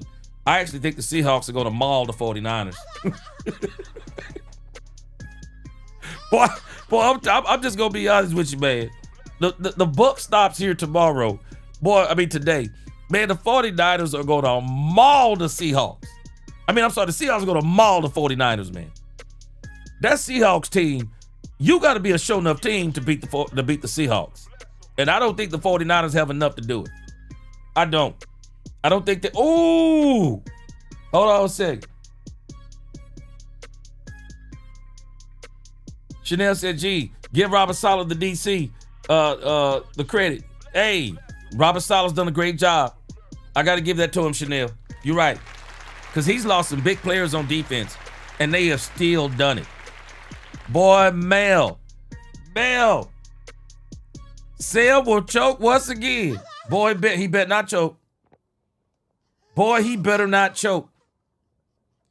Clifford, what's going on? He said he believes that the Rams are going to win the Super Bowl. I'm gonna tell you why I don't think they're going to win the Super Bowl. I think there's a chance they get there, but I don't think they're going to win. Because if the Broncos or the Houston Texans get to the Super Bowl, they're going to be too hard to beat. I really do. I think they're going to be too hard to beat. Defense wins championships. They're going to be hard, man. I'm telling you, those two teams are going to be hard to beat. But again, the Seahawks are going to be hard to beat too. Seahawks got a very good defense. They really do. The Seahawks got a great defense. And I'm telling you now, I think the Seahawks are going to maul the 49ers. The 49ers just don't have the players. They're going to maul. This is probably going to be the easiest game of the entire weekend. They're going to maul them. Now, let me tell you about the Bears and the Rams. The Bears and the Rams are very interesting teams. Have y'all noticed they both do the same thing? The Rams, you don't know who you're going to get. You don't know if you're going to get the Rams that nobody can beat or the Rams everybody can beat. You don't know who you're getting. Both of them are pretty much the same way. You don't know who you're getting. The Bears last week scored 25 points in the fourth quarter? You don't know who you're getting with the Bears. Bears, second-hand team. Rams, you don't know what you're getting with them. 1 minute they look like world beaters, and then they'll go through a point in the game where they can't do anything right. Matthew Stafford to turn the ball over. Man, you don't know what you're getting with the Rams and the Bears. It has got to be the most unpredictable game of the entire weekend. I don't know what either one of them gonna do. I don't know who we gonna see with the Rams and the Bears. Don't know who we gonna see. I have no clue who is going to win. But I'm gonna tell you this. I give the Bears a puncher's chance. I give the Bears a puncher's chance. The Rams, what beat them last year, if you ask me, the Eagles got them in that cold. The Eagles got them in that cold, and they choked them out. The Bears are going to get the Rams in that cold, and they might choke them out. Because the game for the Rams and the Bears is more conducive to it being a defensive game. Because, man, you get in that cold weather. You get in that cold weather and people start hitting. Man, you get in that cold weather, start hitting, boy. It's a whole different ball game. I think the Bears going to be hitting. I think the Rams going to do some hitting too, but I think the Bears going to be hitting, man. It's going to be exciting. It's going to be exciting. And you know what's so funny about this year's playoffs? The NFL got exactly what it wanted. The NFL got exactly what it wanted. The NFL basically has a bunch of teams in these playoffs. Some of them that wasn't even nowhere near this. When you think about the Bears, the Seahawks, the Patriots, I mean, they pretty much got what they wanted. They got it. They got parity. They got what they wanted. They got what they wanted. And so at the end of the day, as I keep looking at these playoff games, these teams that we're looking at, the Cowboys could model themselves after them. Let me tell you something they all have in common. Are y'all ready for this? This is what they all have in common. Great coaching. They all have great coaching. Anybody notice this? They all have great coaching. Sean Payton for the Broncos. As much as I do not like Sean Payton is a dog of a coach. Sean Payton is a dog of a coach. I don't like what he did to Russell Wilson, but I got to call a spade a spade. I'm telling you, Sean Payton is a dog of a coach. Sean McDermott is another great coach. Sean McDermott is a great coach. His failures have been on account of Josh Allen, who's been a turnover machine. Patriots, Mike Vrabel, another great coach. Another great coach in Mike Vrabel. Houston Texans, DeMeco Ryans, another great coach. Seattle Seahawks, that kid, his name slips me, but he's a really, really good coach. Young guy, really, really good coach. 49ers, y'all already know how I am about Kyle Shanahan. Kyle Shanahan, man, he's one of the best coaches of this era, if you ask me. He's taken Jimmy Garoppolo and Brock Purdy to the Super Bowl. That in itself is a monumental feat. Kyle Shanahan is a great coach. Let me make sure. I want to put some respect on the Seahawks head coach name. His name is Mike Macdonald. Mike Macdonald is the head coach of the Seattle Seahawks, and he's done a bang-up job, incredible job. I keep saying coaching matters. Bears, Ben Johnson, incredible. I'm sorry, Ben Johnson's been incredible this season. And then, of course, we got Sean McVay. Sean McVay, another incredible coach. I'm going to keep saying it. Coaching matters. And when I look at these 8 teams that are left, it's not so much they had the best players, but they all got great coaching. All of them. All of them. Great coaching. Let me read some super chats here. Let me see here. Tony Nichols. Tony Nichols said, gee, he said, I'm salty just remember when we drafted Taco. Man, Tony Nichols, it is one thing to draft a bust, but to draft Taco Charlton over TJ Watt, most GMs would be fired. Most GMs would be fired.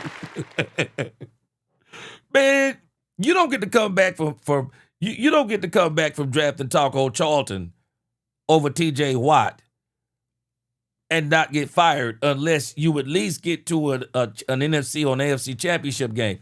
When you draft Taco Charlton over TJ Watt, bro, you getting fired on principle, man. It's over. It's over. Alex said, the media is saying Stroud has more playoff wins than Prescott, trying to downplay Prescott. Put Prescott with a good defense that is unstoppable. In my opinion, it comes down to the Seahawks and the Texans D. Well, Alex, you know what's so funny? Two things can be true. CJ Stroud has more playoff wins than Dak Prescott, but he's not better than Dak Prescott. Two things can be true. Three things can be true. CJ Stroud will have more wins than Dak Prescott in the playoffs. Dak Prescott is better than CJ Stroud. But let's go back to where I am right now. Who in the chat would pick Brian Schottenheimer over D'Amico? Tell me who it is, because I wouldn't. I'd pick D'Amico Ryans all day, every day over Brian Schottenheimer. And I love Brian Schottenheimer. No, I'm picking D'Amico Ryans over him. Man, D'Amico is a great coach. Coaching matters. If there are two things we know to be true about this year's playoffs. The NFL is speaking on it. Let me read this last super chat. Sub-Zero Prime, he said, I think the best chance the NFC has of beating the AFC is if the Seahawks or maybe the Bears get in the Super Bowl. AFC, Texans, or Broncos. Yeah, I believe so too.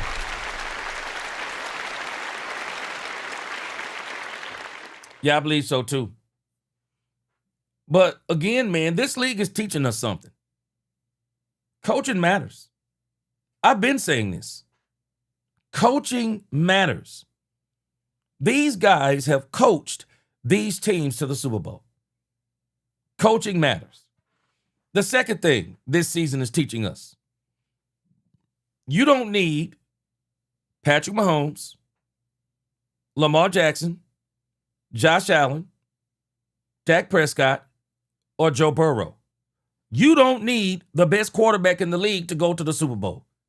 It helps if you have the best quarterback in the league, and especially if you put the defenses that these teams have with those quarterbacks, you're probably going to definitively win the Super Bowl. But it's telling us something. Defense wins championships.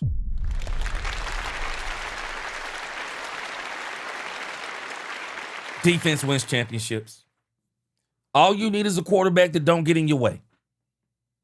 And if you got a defense like the Houston Texans, even if the quarterback get in your way, you can still win. This dude against the Pittsburgh Steelers committed 3 of the most egregious turnovers and almost had a 4th one. And they still beat the Pittsburgh Steelers 30-6. Boy, your defense is crazy, bro. You think about in particular, there are 4 of these teams in particular, though. Broncos, their defense is the reason why they are there. The Texans, their defense is the reason why they are there. The Bears, their defense, Williams in the 4th quarter. I mean, this dude will be terrible through most of the game, and then in the 4th quarter, he'll make some of the most ridiculous throws, Caleb Williams. But the Bears are there because of their defense and Ben Johnson with his great play calling, doing more with less. The Seattle Seahawks, for as exciting as they've been on offense, their defense has been a terror. This is why I keep saying about the Dallas Cowboys. This next defensive coordinator is going to either make or break the Dallas Cowboys. This next defensive coordinator is going to make or break the Dallas Cowboys. They have got to get this defensive coordinator thing right. Because if they don't get this defensive coordinator thing right, we're going to be having the same conversation about Dak Prescott next year.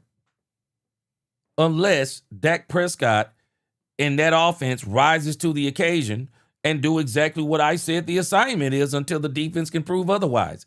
I mean, we may literally have to watch an offense be the greatest show on turf, part 2. They literally may have to score 35-plus points a game if they really want to go for it, depending upon who we get as the defense coordinator and depending upon the players that we get. And, the Cowboys are talking about that number 12 and number 20 draft pick. I'm sorry. Tell me anything you want to about Will McClay. Man, if you mess up that first round, that's on you. If you mess up the first round of this year's draft, that's on you. There are too many good players at the 12th and 20th spot. The Cowboys could literally just say, we're going to pick the best 2 players that are available at number 12 and number 20, and they're absolutely going to help out this team defensively. I mean, that's all they have to do. Man, any one of us, I believe, could make the Cowboys' first 2 picks and help this team be better next year. But at the end of the day, got to make sure that they have the right defensive coordinator. If they have the right defensive coordinator, I think everything's going to be all right. But again, these are my picks for tomorrow. I'm picking Broncos over Bills tomorrow. And I'm choosing the Seahawks in a blowout. In a blowout against the 49ers. Texans and Patriots, I believe, going to be a knockdown, drag-out game, but I think defense is going to overcome Drake May, is going to overcome Drake May, and I believe the Texans are going to go to the AFC Championship game, and it's going to be the Texans versus the Broncos, and we're going to see a defensive battle out of this world. Seahawks on that Sunday, and then in the late game, Bears and Rams, I'm going to just tell you the truth. I don't know who it's going to be, man. Because both of them teams are like Dr. Jekyll and Mr. Hyde. I don't know who you're going to get. I'm thinking the Green Bay Packers are going to win that game last week against the Bears. I mean, I'm watching it like they might as well give up, and they came back. I don't know who you're going to get with the Bears and the Rams.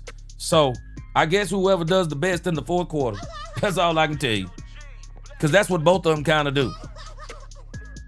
So if I'm picking with my heart, I'm saying the Bears. But if I'm picking with my mind and reason, Sean McVay is a heck of a coach.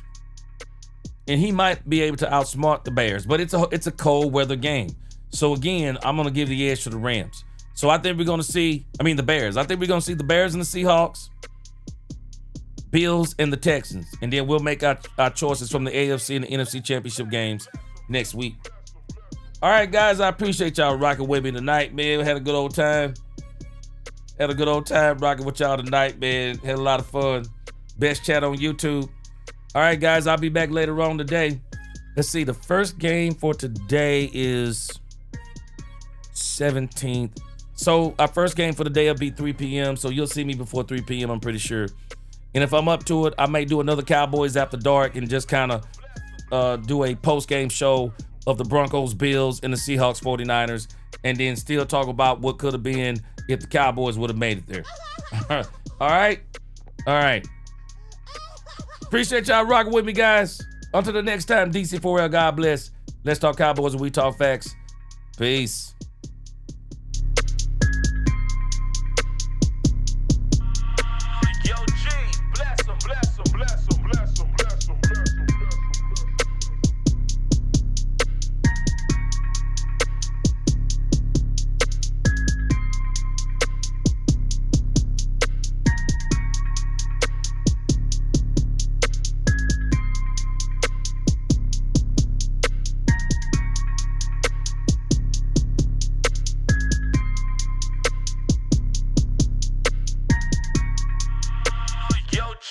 Bless him, bless him, bless him, bless him.